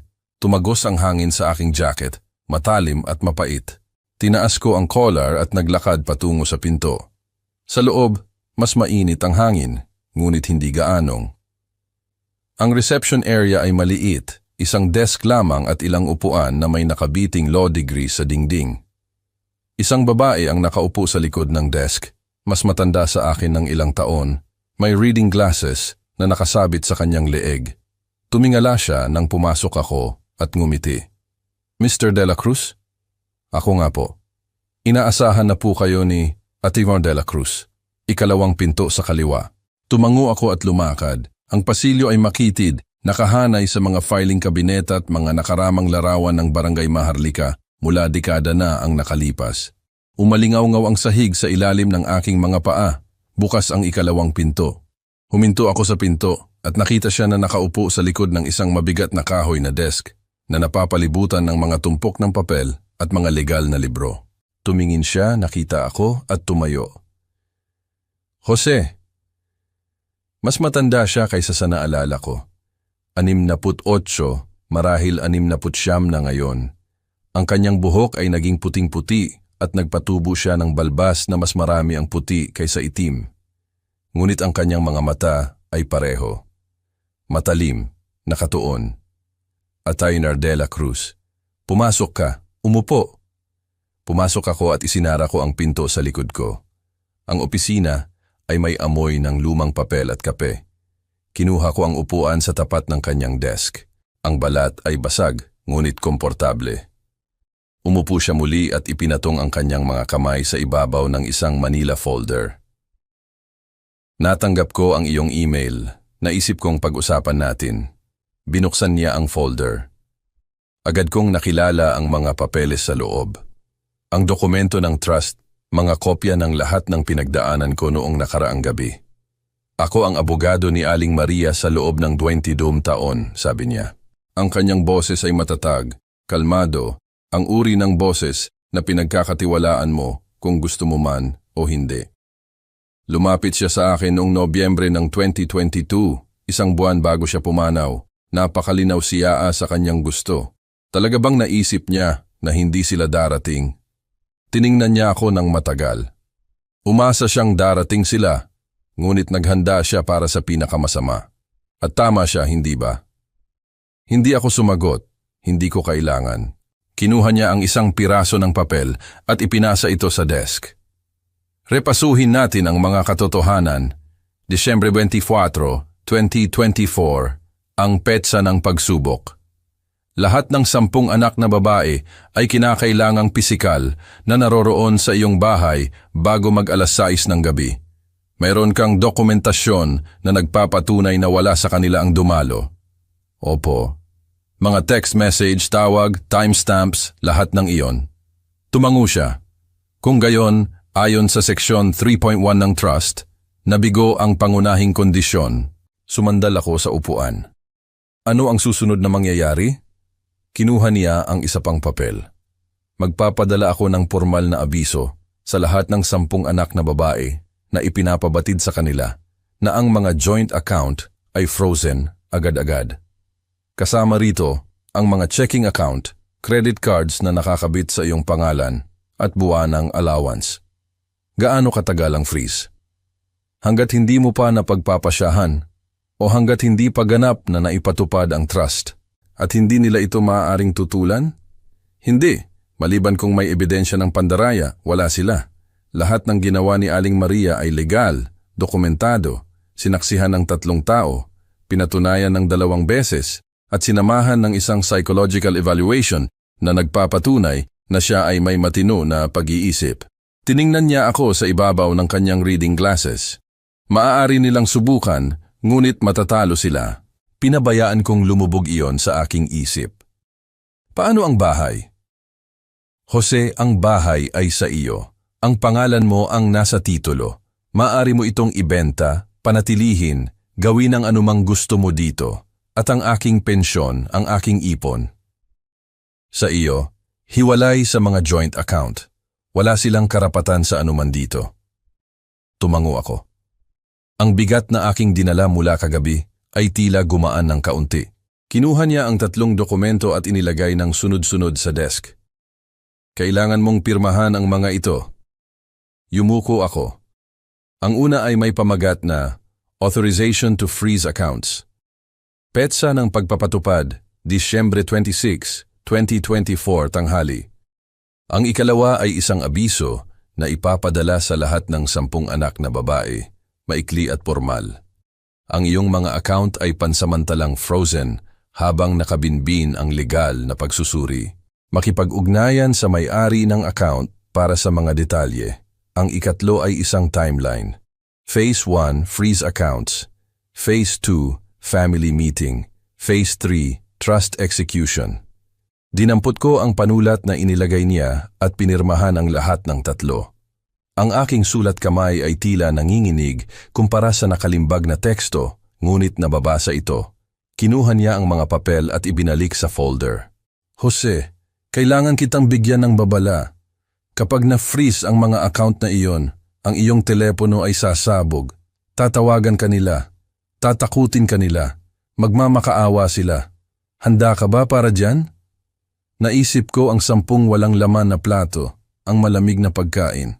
Ang text mula kay Margarita, ang mga taon ng paghihintay sa mga taong hindi kailanman nagpakita. Handa na ako sa loob ng 3 taon. Tumango siya. Kung gayon, simulan na natin. Tumayo ako. Tumayo siya. Nagkamayan kami sa desk. Ang kanyang hawak ay matatag, solid, ang uri ng pakikipagkamay na nagtatak ng isang permanenteng bagay. May isa pa, sabi niya. Ang freeze ay magiging epektibo sa tanghali. Nagbibigay iyon sa iyo ng halos 2 oras. 2 oras para saan? Para maghanda. Kapag nabigo ang unang card, malalaman nila at hahanapin ka nila ng mga sagot. Tumango ako. Handa ako. Lumabas ako ng kanyang opisina. Dumaan sa receptionist nang ngumiti at binati ako ng magandang araw. Palabas sa lamig. Lumakas ang hangin. Ang kalangitan ay kulay abo. Puno ng pangako ng mas maraming ulan, nyebe. Sumakay ako sa aking kotse at umupo sandali doon, nakatitig sa dashboard. Sa tanghali, mabibigo ang unang card. Pagdating ng gabi, malalaman na nilang lahat. At sa paglubog ng araw, lahat ng binuo ko kasama si Aling Maria ay mapapatunayan o masisira. Sinimulan ko ang makina at lumabas sa Main Street. Wala nang atrasan. Nang makauwi ako, eksakto ang bahay tulad ng iniwan ko. Ang hapagkainan ay naroroon pa rin, may 10 walang laman na plato. Ang pagkain ay matagal nang nawala, itinapon na kaninang umaga, ngunit nanatili ang mga plato. Hindi ko kayang itago ang mga ito, hindi pa. Dumaan ako sa kanila at pumasok sa maliit na opisina sa pasilyo. Ang desk ay nagkalat ng mga bills at lumang magasin. Naglinis ako ng espasyo at binuksan ang pinakababang drawer. Sa loob ay isang kahon ng stationery na binili ni Aling Maria. Ilang taon na ang nakalipas. Kulay cream na linen paper, ang mamahaling uri na ginagamit niya para sa mga thank you notes at condolence letters. Mabigat, formal, ang uri ng papel na nangangailangan na seryosohin. Kinuha ko ang 10 piraso at inilagay sa desk. Nakahanap ng panulat. Itim na tinta, ang uri na hindi kumakalat. Sa loob ng 32 taon, tumakbo ako patungo sa panganib, patungo sa mga bahay na nasusunog, patungo sa mga taong kailangan ng tulong. Iba ito, hindi ito pagtakbo patungo sa anuman, ito ay paglalakad palayo, at sa paanuman, pakiramdam ko ay mas mahirap iyon. Dinampot ko ang panulat at tinitigan ang blangkong pahina. Ang unang liham ay inabot ako ng halos 1 oras. Hindi dahil hindi ko alam ang sasabihin, kundi dahil masyado akong maraming alam. Margarita, naalala ko ang araw na nagtapos ka sa law school. Ikaw ang unang tumawag sa akin. Sabi mo, Tay, nagawa ko na. Salamat po sa pagtitiwala ninyo sa akin. Naniniwala pa rin ako sa iyo, ngunit hindi ko kayang manatiling ATM mo. 40 taong gulang ka na, kasal sa isang lalaki na may magandang trabaho, at gayunpaman, bawat buwan ay humihingi ka lang ng kaunting dagdag. Itiniklop ko ang liham at isinilid sa isang sobre. Isinulat ang pangalan ni Margarita sa harap. Itinabi. Ang ikalawang liham ay mas madali, o marahil ay iba lang. Rebecca, ikaw lang ang nag-aalangan kagabi. Narinig ko iyon sa boses mo nang tumawag ka. Ayaw mong magsabi ng hindi. Ginawa mo lang. Hindi ko alam kung ginagawa iyon na mas mabuti o mas masama. Hindi ako humihingi ng paumanhin. Hinihingi ko ang katapatan. Kung alam mo kung bakit hindi ka nagsalita? Ang account ay frozen, hindi bilang parusa, kundi bilang isang hangganan. Kung gusto mong mag-usap, talagang mag-usap, alam mo kung nasaan ako. Nagmamahal, tatay. Itiniklop ko ito, isinulat ang kanyang pangalan, at lumipat. Ang iba ay mas mabilis, hindi dahil mas mahalaga sila, kundi dahil pareho ang pattern. Isang alaala, isang katotohanan, isang hangganan. Raquel, 5 taong gulang ka nang turuan ka ng iyong ina na magbisikleta. Nahulog ka ng 17 beses. Bawat beses, bumangon ka muli. Hindi ko alam kung kailan ka tumigil sa pagsisikap. Kagabi, sabi mo na stuck ka sa trabaho. Ngunit ang iyong mga online na larawan ay nagsasabi na nasa resort ka. Ang account ay frozen. Hindi, dahil hindi kita mahal, kundi dahil mahal kita. Elisa, araw ng kasal mo. Hiniling mo sa akin na ihatid ka sa altar ng 2 beses dahil gusto mong maging perpekto. Ngunit hindi mo maaaring laktawan ang hapunan ng Pasko ko at umasa pa rin na ako ang magpopondo sa iyo. Katrina, ang tag-araw na ginugol mo sa aking veranda na nagbabasa ng libro at nanonood ng paglubog ng araw. Sabi mo, mahal mo ang katahimikan, naisip ko na may kahulugan iyon. Jenny, ang gabing tinawagan mo ako ay umiiyak dahil nawalan ng trabaho si Steven. Itiniklop ko ang bawat liham. Isinulat ang bawat pangalan. Inihanay ko sila sa desk na parang mga sundalo na naghihintay ng utos. 10 liham, 10 anak na babae, 10 paraan ng pagsasabi ng parehong bagay. Mahal kita. Ngunit tapos na ako sa paghihintay. Ang orasan sa dingding ay nagsasabing halos 6:00 na. Lumalalim ang dilim sa labas. Kinuha ko ang mga liham at bumalik sa hapagkainan. Naroroon pa rin ang 10 plato. Naglagay ako ng isang sobre sa harap ng bawat plato. Si Margarita ay nasa dulo ng hapag kung saan siya palaging nakaupo. Si Raquel sa kabilang dulo. Ang iba ay nakakalat sa pagitan nila. Bawat pangalan ay nakaharap sa upuan na kinabibilangan nito. Maaari ko silang ipadala. Maaari ko silang ipadala sa pamamagitan ng certified mail. Ngunit hindi ko ginawa. Gusto kong makita nila ang mga liham dito, sa bahay na ito, sa hapag na ito. Ang hapag kung saan sana sila nakaupo 2 gabi na ang nakalipas. Gusto kong makita nila ang mga walang laman na plato, ang malamig na upuan, ang katahimikan na iniwan nila. Gusto kong maintindihan nila kung ano ang hitsura ng kanilang pagkawala. Tumayo ako sandali. Tinitingnan ang 10 sobre na nakaayos sa isang perpektong bilog. Nagkurap-kurap ang mga Christmas lights at sumasalamin sa puting papel. Pagkatapos ay lumingon ako at umakyat sa itaas. Sa likod ko, naghihintay ang mga liham. At sa labas, gayon din ang aking mga anak na babae. Maaga akong nagising kinabukasan ng umaga. Malamig ang bahay. Ang air conditioning ay sirado pa rin, ngunit hindi ko na ininda. Nagtimpla ako ng kape, umupo sa bintana at pinanood ang pagsikat ng araw sa bubong ng kapitbahay. Huminto ang ulan, niyebe, bandang hating gabi, iniwan ang lahat na balot ng katahimikan. Ang aking telepono ay nakalagay sa kitchen counter, madilim ang screen. Pinatay ko ang ringer bago ako matulog. Alam ko na ang darating, binalaan ako ni Atibas de la Cruz. Sa tanghali, mabibigo ang unang card. Pagdating ng gabi, malalaman na nilang lahat. Mayroon pa akong 4 na oras ng kapayapaan. Dahan-dahan kong ininom ang kape, sinasarapan ito. Pagkatapos ay isinuot ko ang aking coat, sinuklay ang aking botas at lumabas. Tumama sa akin ang lamig na parang pader, matalim at malinis.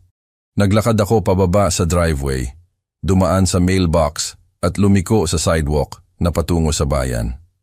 Walang tao sa mga kalsada. Karamihan sa mga tao ay nasa loob pa rin, nagpapahinga mula sa Pasko. Tinatamasa ang huling ilang araw ng holiday. Dumaan ako sa mga bahay na may mga ilaw pa rin na nakasabit, mga wreath na nakabitin pa rin sa mga pinto. Normal ang lahat, payapa. Naglakad ako ng 1 oras, marahil mas matagal pa. Dumaan sa parke kung saan ko dinadala ang mga anak noong maliliit pa sila. Dumaan sa aklatan kung saan nagboboluntaryo si Aling Maria tuwing Huwebes. Dumaan sa fire station kung saan ko ginugol ang 3 dekada ng aking buhay. Mas maliit ang hitsura ng gusali kaysa sa naalala ko, o marahil ako lang ang tumanda. Pagdating ko sa bahay, halos 11:00 na. Pumasok ako sa harap ng pinto, isinabit ko ang aking coat at umupo sa sala. Ang aking telepono ay nasa counter pa rin, madilim pa rin, tahimik pa rin, iniwan ko lang doon. Sa isang lugar sa bayan, eksaktong 3 minuto pagkalipas ng tanghali, nakatayo si Margarita sa checkout counter ng isang grocery store. Puno ang kanyang cart, mga organic na gulay, grass-fed beef, isang bote ng alak na mas mahal kaysa sa ginagasta ko noon para sa grocery sa 1 linggo. Ang kabuuang halaga ay umabot sa 16,000, dating 287.43. Sinwipe niya ang kanyang card. Nag-beep ang makina. Declined. Sinubukan niya muli. Parehong resulta. Ang cashier, isang dalagita na may name tag na nakasulat Stephanie, isang pagtukoy sa isa sa aking mga anak, ay ngumiti ng may paumanhin. May iba pa po ba kayong card? Kinuha ni Margarita ang pangalawang card. Parehong pangalan, parehong account. Declined. Tinawagan niya ang bangko. Nakatanggap ng automated message. Ang account na ito ay pansamantalang frozen. Mangyaring makipag-ugnayan sa may-ari ng account para sa mga detalye. Pagkalipas ng 10 minuto, na-declined ang card ni Elisa sa isang restaurant, 8,700, dating 156.20. Nabigo ang card ni Jenny sa isang gas station, 5,000, dating 89. Kay Patty sa isang nail salon, 4,200, dating 75. Sa loob ng 30 minuto, lahat ng 10 anak ko ay sinubukan ang kanilang mga card. Lahat ng 10 ay na-declined. Lahat ng 10 ay nakakuha ng parehong mensahe. Account frozen. Wala akong alam sa lahat ng ito habang nangyayari. Nakaupo ako sa aking sala, nagbabasa ng libro na sinimulan ko 3 taon na ang nakalipas at hindi natapos. Ngunit naiisip ko ito, ang pagkalito, ang galit, ang takot. 3:00 ng hapon, sa wakas ay dinampot ko ang aking telepono. Umilaw ang screen ng pula. Puno ng notifications ang bawat pulgada nito. Missed calls, text messages, voicemails. Nag-scroll ako sa listahan, nagbibilang habang nagpapatuloy. 76 missed calls. Tinawagan ako ni Margarita ng 19 beses. Si Elisa 12, si Carlos, asawa ni Margarita 8, si Jenny 7, si Katrina 6, si Patty 5, si Rebecca 4, si Amanda 4, si Nicole 3, si Stephanie 3, si Raquel 5. 76. Binuksan ko ang mga text message, 143 na hindi pa nababasa. Margarita, 12:15. Tay, na-declined ang card ko. Ayusin mo ito ngayon. Elisa, 12:28. Ano ang nangyayari? Tawagan mo ako agad. Carlos, 103. Jose, hindi ko alam kung anong laro ang nilalaro mo, ngunit illegal ito. Tawagan mo ako. Rebecca, 147. Tay, please, gusto ko lang mag-usap. Raquel, 2:15. Pasensya na po sa Pasko. Maayos ba natin ito? Carlos muli, 2:53. Huling babala, Jose. Tawagan mo ako o pupunta ako diyan. Binasa ko ang lahat ng ito, o karamihan sa kanila. Pagkatapos ng unang 20, nagsimula na silang maging malabo. Mga utos, mga banta, mga paumanhin na hindi tunog paumanhin, mga tanong na hindi naman talaga tanong. Wala sa kanila ang nagtanong kung kumusta ako. Wala sa kanila ang nagsabi ng mahal kita. Gusto lang nilang malaman kung bakit tumigil ang pera. Inilapag ko ang telepono at naglakad sa bintana. Tahimik ang kalsada. Walang kotse, walang galaw. Tanging ulan, nyebe, at katahimikan. 76 na tawag. Sa loob ng wala pang 3 oras at wala akong sinagot kahit isa. Ang unang katok ay dumating ng 5:45. Nasa itaas ako nang marinig ko ito. Hindi isang magalang na katok, isang pagmamadali, kamao sa kahoy, malakas at mapilit. Naglakad ako sa bintan ng silid tulugan at tumingin sa driveway.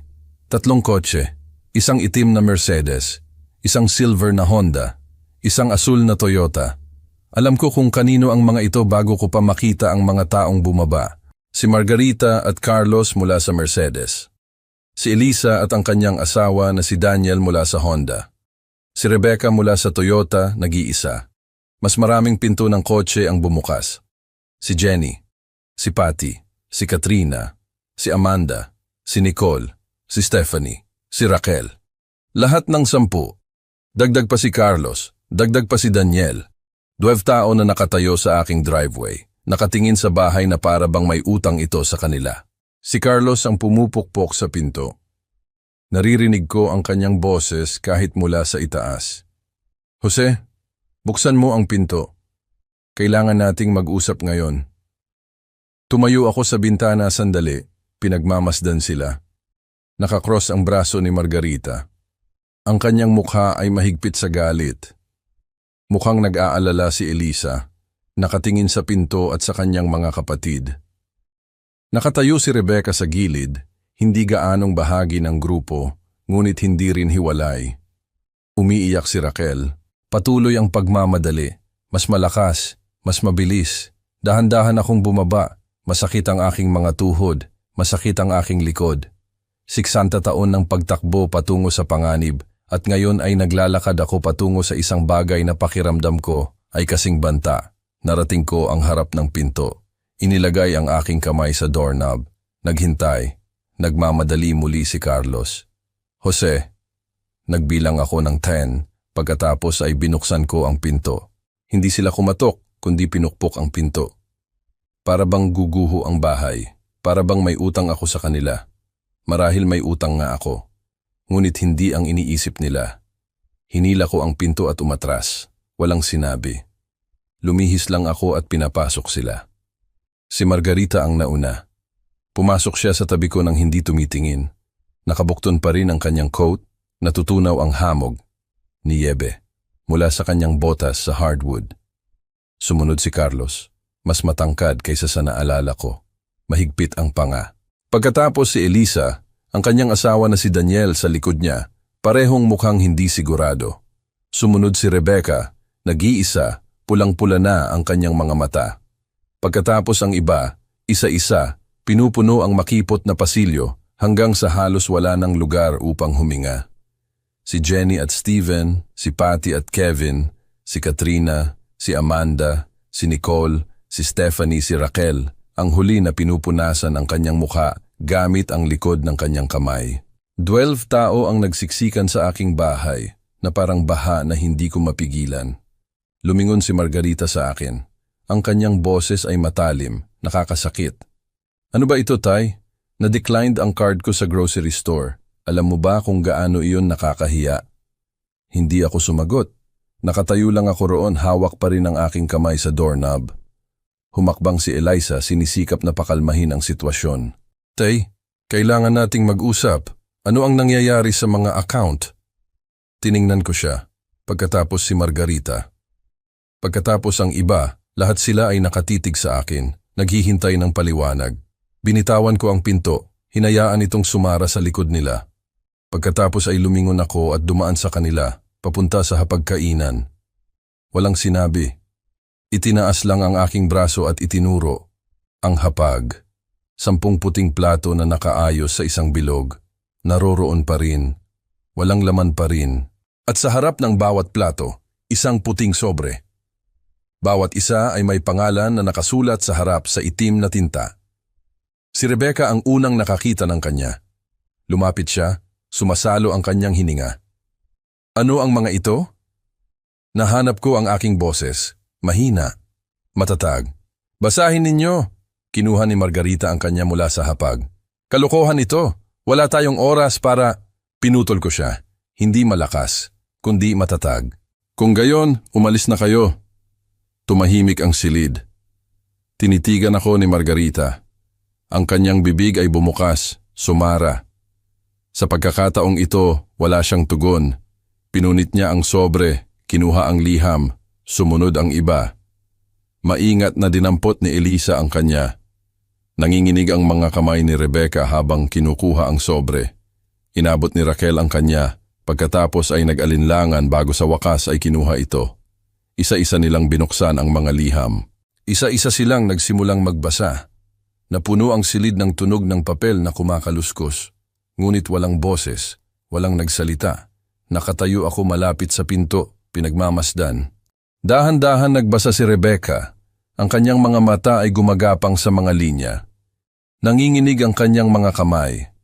Nang matapos siya, tumingala siya sa akin at nakita ko ang pagkakasala. Tunay na pagkakasala.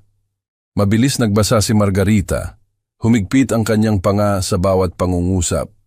Sa pagtatapos niya, namula ang kanyang mukha. Hindi mula sa kahihiyan, kundi sa galit. Si Raquel ay nakarating sa kalagitnaan at huminto. Tumulo ang luha sa kanyang pisngi. Hindi niya pinunasan. Nakatayo lang doon, hawak ang liham, tahimik na umiiyak. Maingat na itiniklop ni Elisa ang kanyang liham nang matapos. Inilagay ito sa hapag. Tiningnan ako ng may pag-unawa, walang nagsalita. Ang katahimikan ay humaba, marupok at tensyonado, parang basag na salamin na malapit ng mabasag. Pagkatapos, piniga ni Margarita ang kanyang liham sa kanyang kamao. Ito ay ikaw. Sinisisi mo kami sa ano? Sa pagkakaroon ng buhay. Hindi ko itinaas ang aking boses. Hindi kita sinisisi. Nagtatakda ako ng mga hangganan. Humakbang si Carlos. Mas matangkad siya sa akin. Mas malaki at ginamit niya iyon. Pumasok sa aking espasyo. Itinuro ang kanyang daliri sa aking dibdib. Mga hangganan? Pinifreeze mo ang aming mga account ng walang babala. Iyan ay financial abuse. Tiningnan ko siya, kalmado, pagod. Ang mga account na iyon ay may pangalan ko, hindi sa inyo. Dumilim ang kanyang mukha. Anak mo si Margarita, may karapatan siya. Pinutol ko siya. Wala siyang karapatan sa aking pera. Wala kayong sinuman. Ang boses ni Rebecca ay pumuputol, maliit at nanginginig. Tay, pasensya na po. Dapat sana ay dumating ako. Biglang lumingon si Margarita sa kanya. Huwag kang humingi ng paumanhin sa kanya. Minamanipula niya tayo. Itinaas ni Elisa ang kanyang kamay. Tay, maaari ba nating pag-usapan ito ng mahinahon? Dapat may paraan para... May paraan, sabi ko. Ngunit nagsisimula ito sa katapatan. Iling-iling si Margarita. Katapatan? Gusto mo ng katapatan? Sige. Hindi kami dumating dahil ayaw namin. Dahil ang Pasko kasama ka ay pakiramdam ay obligasyon, hindi pagpili. Dahil tuwing narito kami, tinitingnan mo kami na parang dinismaya ka namin. Kaya oo, pinili naming hindi dumating. At hindi ako nagsisisi. Ang mga salita ay tumama na parang bato, mabigat, pinal, dahan-dahan akong tumango. Sige, kumurap siya. Sige. Gumawa ka ng pagpili, ngayon ay gumagawa ako ng akin. Lumapit si Carlos. At anong pagpili iyan? Hindi ko siya sinagot. Nakatingin lang ako kay Margarita. Ang mga account ay mananatiling frozen. Ibebenta ang bahay. At ang trust na iniwan ng iyong ina ay ipamamahagi ayon sa kanyang kagustuhan. Hindi sa akin. Sa kanya. Nagtanong si Elisa. Anong trust, Tay? Bago pa ako makasagot, tumaas ang boses ni Margarita, matalim at marupok. Sige. Panatilihin mo ang iyong pera. Ngunit huwag mong asahan na babalik kami na nagmamakaawa. Isinuksok niya ang liham sa kanyang bulsa ng coat at lumingon patungo sa pinto. Sumunod si Carlos. Sinabi ko ang kanyang pangalan, isang beses lang. Margarita. Huminto siya, hindi lumingon. Meron pang iba. Dahan-dahan siyang lumingon. Pula na ang kanyang mga mata ngayon. Hindi mula sa pagiyak, kundi sa galit. Tiningnan ko silang lahat, ang 10 anak na pinalaki ko. Ang galit at pagkalito at takot na nakasulat sa bawat mukha. Umupo kayo, sabi ko. Lahat kayo. Walang gumalaw. Umupo kayo, sabi ko muli. Mas mahina sa pagkakataong ito. Ngunit narinig nila ako. Isa-isa silang kumuha ng upuan. Umupo. Ang ilan sa hapag. Ang ilan sa sopa, ang ilan sa sahig lamang. Hindi nila alam kung ano ang darating. Ngunit alam nilang hindi pa ito tapos. Sila ay dahan-dahang umupo sa kanilang mga upuan, nag-aalangan, tulad ng mga bilanggong naghihintay ng sentensya. Ang ilan ay umupo sa mga upuan sa hapagkainan. Ang iba ay umupo sa sopa. Si Carlos ay nanatiling nakatayo malapit kay Margarita, nakakross ang kanyang mga braso. Si Raquel ay nanatili sa sahig. Ang kanyang likod ay nakasandal sa dingding. Basa pa rin ang kanyang mga mata. Naghintay ako hanggang sa tumahimik ang lahat. Pagkatapos ay nagsalita ako. Si Margarita ang unang pumutol sa katahimikan. Sige, nakaupo na kami. Ngayon sabihin mo sa amin kung bakit mo pinifreeze ang lahat. Tiningnan ko siya. Ang anak na dati ay umaakyat sa aking kandungan kapag natatakot. Na dating tinatawag akong kanyang bayani. Dahil wala sa inyo ang dumating, yumuko si Elisa. Ang kanyang boses ay sukat at kalmado. Ipinaliwanag namin kung bakit. Trabaho, pamilya, mga emergency, mga kasinungalingan. Ang salita ay nanatili sa hangin, matalim, pinal. Biglang tumingala si Katrina. Ano? Kinuha ko ang aking telepono mula sa aking bulsa. Inunlock ito. Ibinukad ang screen kay Katrina at iniabot. Malinaw ang larawan. 4 na babae ang nakatayo sa tabi ng pool, may hawak na cocktails, malawak ang ngiti. Mga puno ng palma sa likuran. Ang caption ay nakasulat, Lakeside Resort, Christmas Eve Vibes. Na-post Disyembre 24, 7:32 ng gabi. Namutla ang mukha ni Katrina. Paano mo public ang iyong mga larawan? Sabi ko. Mahina. Walang galit, katotohanan lang. Nag-swipe ako sa susunod na larawan at ibinukad ang telepono kay Elisa. Ipinakita nito siya at si Daniel sa isang hapagkainan na napalibutan ng pamilya. Puno ang mga plato, nakataas ang mga baso. Ang caption, Maligayang Pasko mula sa mga Millers. Binuksan ni Elisa ang kanyang bibig. Isinara. Tumingin sa kanyang mga kamay. Ako, sabi mo, hindi mo pwedeng laktawan ang hapunan ng mga magulang ni Daniel, sabi ko. Ngunit kaya mong laktawan ang akin. Tumayo si Jenny, tumaas ang kanyang boses. Kaya ano, pinili naming magpasko sa ibang lugar. Karapatan namin iyon. Hindi ako nakipagtalo. Tama ka. Karapatan niyo iyon. Ngunit huwag kayong magsinungaling sa akin at sabihing na snow in kayo o na-stuck sa trabaho. Pumuputol ang boses ni Raquel, maliit at nanginginig. Tay, pasensya na po. Ako lang. Hindi ko po akalain na mahalaga iyon. Lumingon ako sa kanya. Hindi mahalaga? Naglakad ako sa hapagkainan. Tumayo sa tabi ng 10 walang laman na plato. Hinaplos ang likod ng isa sa mga upuan. Nagluto ako para sa 10 tao. Naglagay ako ng 10 plato. Naghintay ako hanggang hating gabi at wala sa inyo ang nag-isip na mahalaga iyon. Itinulak ni Margarita ang kanyang upuan at tumayo. Matatanda na kami, Tay. May sarili na kaming pamilya, sarili naming plano. At mayroon din ako, sabi ko matatag, kalmado. At ang plano ko ngayon ay itigil ang pagiging bangko ninyo. Tumahimik muli ang silid, tense, marupok. Pagkatapos ay nagsalita si Rebecca. Isang salita lang, ngunit sinira nito ang lahat. Alam ko, bawat ulo ay bumaling sa kanya.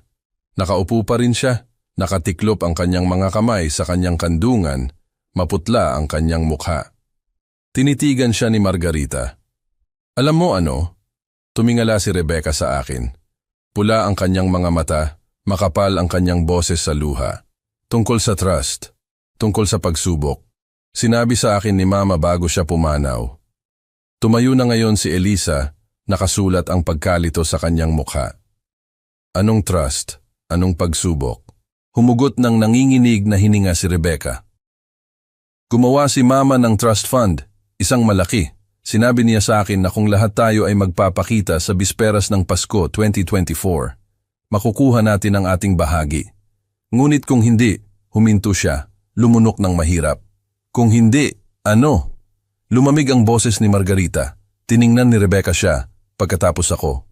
Mapupunta ito sa kawanggawa. Ang katahimikan na sumunod ay hindi tahimik. Ito ay nakakapanghina, mabigat. Humakbang si Carlos. Ang kanyang boses ay malakas, mapilit. Gaano kalaki? Tiningnan ko siya. Ang taong ito ipinakasalan ang aking anak at inakala na may karapatan siyang makialam sa aking mga desisyon. Hindi iyan ang tanong na dapat mong itanong. Humigpit ang kanyang panga. Gaano kalaki? Hindi ako kumurap. Sapat na, hindi mo na kailangang humingi ng pera sa akin kailanman. Lumingon si Margarita kay Rebecca. Alam mo ito sa lahat ng oras at hindi mo kami sinabihan. Tumayo si Rebecca, nanginginig ang kanyang mga kamay. Hindi ko akalain na seryoso siya. Akala ko isang bagay lang ang sinabi niya nang may sakit siya. Hindi ko alam na siya talaga ano? Putol ni Jenny. Nag-set up ng test para tingnan kung mahal ba natin si tatay ng sapat. Baliw iyon. Baliw ba? Tanong ko. Tiningnan nila ako ng lahat. Lumakad ako sa gitna ng silid. Tiningnan ang bawat isa sa kanila. Narito ang gusto kong malaman, sabi ko. At gusto ko ng matapat na sagot. Huminto ako. Pinabayaan kong lumubog ang bigat ng sandali. Gusto niyo ba ng ama o gusto niyo ng trust fund? Walang nagsalita. Dahil kung pera ang gusto ninyo, sabihin niyo lang. Pipirmahan ko ang mga papeles. Hindi niyo na ako kailangang makita muli.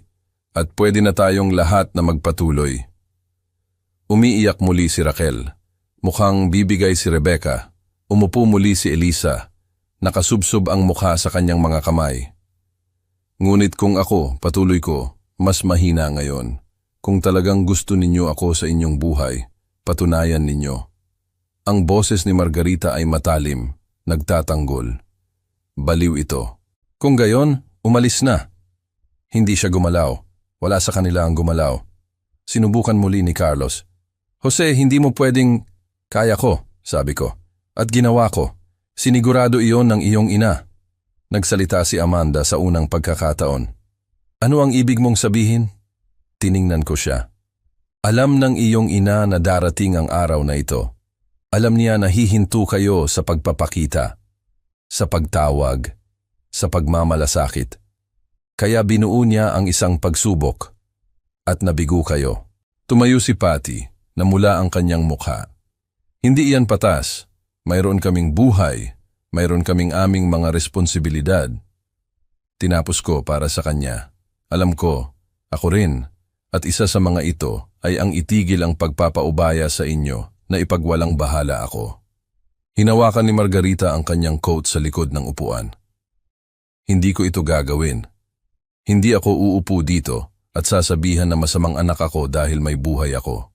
Hindi ko kailanman sinabi na masamang anak ka. Sabi ko, kalmado, mahina. Sabi ko gumawa ka ng pagpili. At ngayon, kailangan mong mabuhay kasama nito. Tinitigan niya ako. Pula ang kanyang mukha, maliwanag ang kanyang mga mata sa luhang hindi pa tumutulo. Sa isang sandali, naisip kong baka may sasabihin siya. Ngunit wala. Lumingon lang siya at naglakad patungo sa pinto. Sumunod si Carlos. Walang ibang gumalaw. Tiningnan ko ang 8 anak na naroroon pa rin sa silid. Mayroon kayong pagpipilian, sabi ko. Maaari kayong lumabas sa pinto na yon at magpanggap na hindi ito nangyari o maaari kayong manatili at maaari nating pag-isipan kung ano ang susunod na mangyayari. Ngunit alamin ito, kung lalabas kayo ngayon, wala na ang trust, mananatiling frozen ang mga account at hindi na kayo makakarinig mula sa akin. Huminto si Margarita sa pinto. Hawak ang doorknob. Hindi siya lumingon. Pagkatapos ay binuksan niya ang pinto at lumabas sa lamig. Sumulyap sa akin si Carlos. Pagkatapos ay sumunod sa kanya. Sumara ang pinto ng malakas. Ang natitira ay nanatili. Ang desisyon ay malinaw na, pera o pamilya. Para sa mga nanatili, ano ang susunod na hakbang ni Mang Jose? Ano ang mga kondisyon para sa bagong simula na ito? Ang katahimikan matapos umalis si Margarita ay kakaiba. Mas mabigat. Parang ang hangin mismo ay nagbago. Ang 8 anak na babae na nakaupo pa rin sa aking sala ay tumingin sa isa't isa pagkatapos ay sa akin naghihintay kung ano ang susunod na mangyayari. Hindi ko sila pinaghintay ng matagal. Naglakad ako sa kusina. Binuksan ang drawer sa tabi ng lababo, ang isa kung saan ko inilalagay ang mga mahahalagang papel. Kinuha ang folder na inilagay ko roon kaninang umaga. Dinala ko ito pabalik sa sala. Inilagay sa coffee table sa harap nila. Isang piraso lamang ng papel sa loob. Opisyal, legal, imposibleng hindi maintindihan. Si Elisa ang unang yumuko. Iniskandalo ng kanyang mga mata ang heading. Pinanood ko ang pagkaubos ng kulay sa kanyang mukha. Property Listing Agreement. Ang mga salita ay tila umaling-awngaw sa tahimik na silid. Sinabi niya itong muli, mas mahina na tila sinisikap niyang intindihin. Property Listing Agreement. Inabot ito ni Rebecca. Nanginginig ang kanyang mga kamay. Binasa niya ito ng malakas, dahan-dahan, pumuputol ang kanyang boses. 47 Maple Street, Barangay Maharlika. Listed price P28,000, dating 485,000. Agent Reyes Realty. Petsa ng listahan Disyembre 26, 2024. Status active. Maingat niyang inilagay ang papel. Tumingin sa akin, malalaki ang kanyang mga mata. Ibinenta mo ang bahay. Oo, biglang tumayo si Katrina. Kailan? Kahapon, habang tinatawagan niyo ako ng 76 beses. Nagkagulo ang silid. Nagpatong-patong ang mga boses. Mga tanong na walang sagot. Kawalang paniwala na parang galit. May nagsabi ng aking pangalan. May iba pang nagsabi na hindi ito maaaring mangyari. May iba pang paulit-ulit lang ang salitang bahay. Ang boses ni Katrina ay umangat sa iba. Hindi mo pwedeng gawin iyan. Ito ang aming bahay pagkabata. Tiningnan ko siya. Bahay ko ito. Ang pangalan ko ang nasa titulo. At kaya kong gawin ang anumang gusto ko dito. Lumapit si Jenny. Matalim ang kanyang boses sa takot. Saan ka titira? Pag-iisipan ko. Umiling si Patty. Namula ang kanyang mukha. Napakabaliw mo. 60 taong gulang ka na. Saan ka pupunta? Kahit saan maliban dito. Naputol ang boses ni Amanda. Tumulo ang luha sa kanyang mukha. Tay, please. Labis na ito. Maayos pa natin ito. Pinutol ko siya, hindi nang may kabastusan, matatag lang. Inaayos ko ito sa loob ng 3 taon, mag-isa. Tumayo si Nicole. Nakakross ang kanyang mga braso. Kaya, ibebenta mo lang ang aming bahay ng walang paalam. Hindi ko ito ibebenta ng walang paalam, sabi ko. Hindi kayo nakatira dito. Wala sa inyo. Umalis na kayo, ilang taon na ang nakalipas. Ang boses ni Stephanie ay mas mahina, ngunit hindi gaanong desperado. Ngunit amin pa rin ito. Dito pa rin kami lumaki. Hindi mo pwedeng basta, kaya ko, sabi ko, at gagawin ko. Biglang bumukas ang pinto. Lumingon ako at naroroon si Margarita, si Carlos sa likod niya. Siguro nakatayo sila sa labas, nakikinig. Pula ang mukha ni Carlos. Mahigpit ang kanyang panga. Nakakuyom ang kanyang mga kamao. Itinuro niya ako, malakas ang kanyang boses upang mapuno ang silid. Kung ibebenta mo ang bahay na ito, idedemanda kita. Kukuha ako ng abogado at papatunayan ko na hindi ka nasa tamang pag-iisip. Tiningnan ko siya. Ang taong ito na nag-iisip na kaya niya akong takutin. Sige, gawin mo, sabi ko. Kalmado ang aking boses, matatag. Nakausap ko na ang aking abogado. Lahat ng ginagawa ko ay legal. Ang bahay ay nasa pangalan ko. Ang titulo ay nasa pangalan ko. At nasa tamang pag-iisip ako. Hindi ka mananalo. Humakbang siya, sinisikap gamitin ang kanyang tangkad upang paatrasin ako. Sinisikap mong parusahan si Margarita dahil humingi siya ng tulong. Hindi ako nagpaparusa ng sino man, sabi ko. Pinoprotektahan ko ang aking sarili. Ang boses ni Rebecca, maliit at basag, ay nanggaling sa likod ko. Mula saan? Lumingon ako sa kanya. Mula sa pagkalimot habang ako ay buhay pa. Ang mga salita ay nanatili doon. Walang nagsalita, walang gumalaw. Ang tanging tunog ay ang tiktak ng orasan sa mantel. Sa wakas ay pumutol si Nicole sa katahimikan. Ang kanyang boses ay mas mahina ngayon, hindi gaanong galit.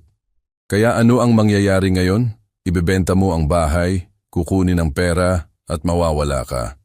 Isang bagay na ganyan. Tumingala si Stephanie sa akin na may pulang-pula ang mga mata. Paano ang trust fund? Kung hindi namin makuha iyon, hindi bababa sa makakuha kami ng isang bagay mula sa bahay. Umiling ako. Hindi kayo makakakuha. Sumimangot si Elisa. Ano ang ibig mong sabihin? Ang pera mula sa pagbebenta ng bahay ay akin, hiwalay sa lahat ng bagay. Ang trust fund, iyon ay ibang usapan. Matalim muli ang boses ni Margarita, mapilit.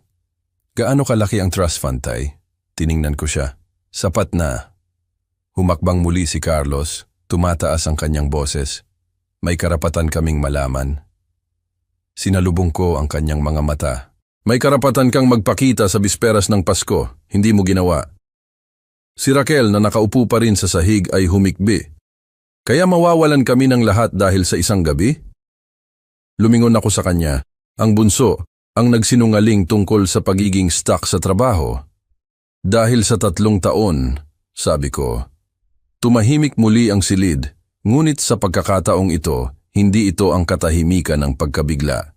Ito ay ang katahimikan ng pagkatanto, ng pag-unawa. Sinubukan ni Jenny muli, desperado ang kanyang boses. Tay, please, maaayos pa natin ito. Maaayos pa natin. Tapos na, sabi ko. Tumayo ako, naglakad patungo sa hagdan. Masakit ang aking mga tuhod, masakit ang aking likod. Ngunit patuloy akong naglakad. Huminto sa pinakababang baitang at lumingon upang tingnan sila. Nasabi ko na ang kailangan kong sabihin. Ibebenta ang bahay. Ang trust ay ipapatupad ayon sa kagustuhan ng iyong ina. Hindi sa akin, sa kanya. At kailangan ninyong lahat na magpasya kung ano ang mas mahalaga. Mas mahina na ang boses ni Margarita ngayon. Halos hindi makapaniwala. Talaga bang ginagawa mo ito? Hindi ito tanong, ngunit sinagot ko pa rin. Nagawa ko na. Lumingon ako at nagsimulang umakyat sa hagdan. Hawak ang railing. Inilalagay ang aking bigat sa bawat baitang. Narinig ko ang kanilang mga boses sa likod ko. Nagpapatong-patong, desperado. Sa tuktok ng hagdan, huminto ako, lumingon sa kanila, sa pagkawasak ng isang pamilya na minsang naging buo. sa mga anak na nagwalang bahala sa lahat, sa mga walang laman na plato na naroroon pa rin sa hapag. Iniwan ko silang nakaupo doon, tahimik, napalibutan ng pagkawasak ng mga inaasahan na hindi nila kailanman kinita. Pagkatapos ay pumasok ako sa aking silid tulugan at isinara ang pinto. Nanatili ako sa aking silid sa loob ng 10 minuto, marahil 15, sapat na panahon upang huminto ang panginginig ng aking mga kamay, sapat na panahon upang ipaalala sa sarili ko kung bakit ko ito ginagawa. Nang buksan ko ang pinto, tahimik ang bahay. Walang boses, walang galaw, tanging ang tunog ng air conditioning na sumusubok at nabibigo na labanan ang lamig. Dahan-dahan akong bumaba sa hagdan. Sa ibaba, natatanaw ko ang sala. Naroroon pa rin sila, lahat ng 10. Si Margarita ay nakaupo sa sopa, nakatitig sa kawalan. Si Elisa ay nakatayo sa bintana. Nakasubsob ang mukha ni Rebecca sa kanyang mga kamay. Nakaupo pa rin si Raquel sa sahig.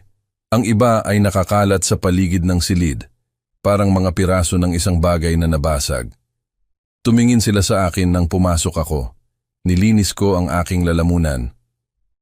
"Nakakain na ba kayo?" Biglang bumaling sa akin si Margarita. "Ano? Tinatanong ko kung nakakain na kayo," sabi ko. "Gabi na. Gutom na siguro kayo." Umalis si Elisa sa bintana, naguguluhan. "Tay, hindi kami rito para..." "Alam ko kung bakit kayo rito," sabi ko. "Ngunit narito pa rin kayo." At nagluto ako ng hapunan 3 gabi na ang nakalipas para sa 10 tao. Nasa ref. Pwede kong painitin. Si Rebecca ang unang pumutol sa katahimikan. Ang kanyang boses ay mahina, hindi sigurado. "Sige po." Tumango ako at naglakad patungo sa kusina. Hindi ko ito ginawa upang maging mabait. Ginawa ko ito dahil kailangan kong iparamdam sa kanila ang naramdaman ko habang nakaupo sa isang walang laman na hapag. Napalibutan ng katahimikan, naghihintay sa mga taong hindi dumating. Kinuha ko ang mga lalagyan mula sa ref. Ang turkey na aking hiniwa at itinago, ang nilagang patatas, ang cranberry sauce, ang mga tinapay, lahat ng ginawa ko ng may pag-asa, lahat ng nanatiling hindi nagalaw habang ako ay nag-iisa. Pinainit ko ang lahat, inayos sa mga serving platters at dinala sa hapagkainan. Naroroon pa rin ang 10 plato, nakaayos pa rin sa kanilang bilog, walang laman pa rin. Inilagay ko ang pagkain sa gitna, tumingin sa aking mga anak na nakatayo sa pinto. "Maupo na kayo." Dahan-dahan silang gumalaw, nag-aalangan. Isa-isa silang humahanap ng kanilang upuan. Si Margarita ay umupo sa kanyang karaniwang pwesto sa isang dulo. Si Raquel ay umupo sa kabilang dulo. Ang rest, natitira, ay pumwesto sa pagitan nila, walang nagsalita. Pinagsilbihan ko sila, umikot sa hapag kasama ang mga platters, naglalagay ng pagkain sa bawat plato. Turkey, patatas, sarsa, tulad ng ginawa ko 3 gabi na ang nakalipas kung naroroon sila. Nang ang lahat ay may pagkain, umupo ako sa upuan sa dulo ng hapag. 3 patakaran, sabi ko. Ang aking boses ay mahina ngunit matatag. Walang telepono sa hapag, walang pag-uusap tungkol sa pera, at walang aalis hanggat hindi patapos ang lahat, walang tumutol. Napuno ang silid ng maliliit na tunog ng pagkain. Mga tinidor na kumakalansing sa plato, may humihigop, may humihinga ng malalim, ngunit walang salita, walang usapan, tanging katahimikan. Lumipas ang 5 minuto, pagkatapos ay 10, pagkatapos ay 15. Pinagmasdan ko sila. Hinati ni Margarita ang kanyang pagkain sa maliliit na piraso, ngunit halos hindi kumain. Si Elisa ay kumain ng mekanikal. Tahimik na umiiyak si Rebecca sa kanyang plato. Ang iba ay dumaan sa pagkain na ito na para bang ito ay isang bagay na kailangan nilang tiisin. Inilapag ko ang aking tinidor. Ang tunog ay tila malakas sa tahimik na silid. "May gusto akong sabihin sa inyo," sabi ko, "at kailangan kong pakinggan ninyo." Tumingala sila, lahat ng 10, naghihintay. Nang pumanaw ang inyong ina, naisip ko na nawala ko na ang lahat, ngunit nagkamali ako. Mayroon pa rin ako kayo, at naisip ko na sapat na iyon. Huminto ako. Ngunit hindi sapat, dahil wala kayo rito. Hindi talaga. Tumatawag kayo kapag kailangan ninyo ng pera. Nag-text kayo kapag gusto ninyo ng payo. Bumibisita kayo kapag maginhawa. Ngunit hindi kayo kailanman nanatili. Hindi ninyo kailanman tinanong kung kumusta ako. Hindi ninyo kailanman tiningnan kung may kailangan ako maliban kung may kailangan kayo.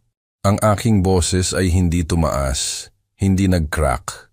Sabi ko lang ang katotohanan. Hindi ko kayo sinisisi sa pagkakaroon ng sariling buhay. Ipinagmamalaki ko ang inyong mga buhay. Ngunit hindi ako pwedeng manatiling ang taong naalala nyo lang kapag may kailangan kayo. Tiningnan ko ang bawat isa sa kanila. Kaya narito ang mangyayari. Mananatiling frozen ang mga account. Ibebenta ang bahay. At ang trust na iniwan ng inyong ina ay ipamamahagi ayon sa kanyang kagustuhan. Hindi sa akin, sa kanya. Ang boses ni Raquel ay mahina. Ano ang kailangan naming gawin? Tiningnan ko siya. Kung gusto ninyo ako sa inyong buhay, kailangan ninyong ipakita sa akin.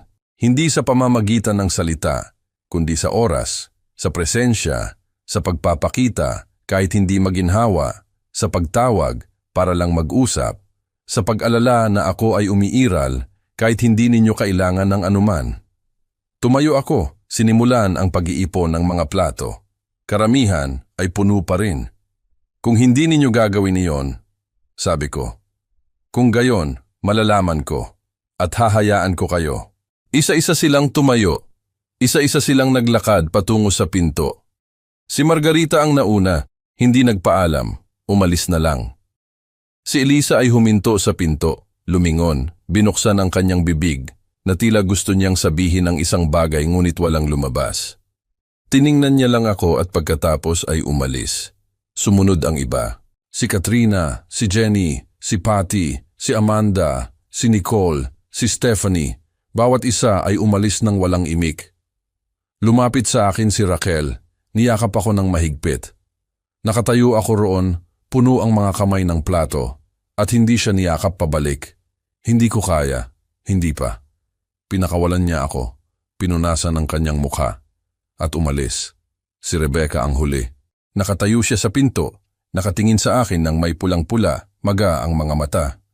Pasensya na po, sabi niya. Alam ko. Tumango siya, lumingon upang umalis, pagkatapos ay huminto. Sasagutin niyo po ba kung tatawag ako? Tiningnan ko siya. Oo, sabi ko. Tumango siya muli. At pagkatapos ay nawala na siya. Tahimik ang bahay. Ngunit sa pagkakataong ito, ang katahimikan ay kakaiba. Hindi walang laman kundi malinaw. Parang may isang bagay na nagpapalabo sa aking paningin sa loob ng maraming taon, ang sa wakas ay nawala na.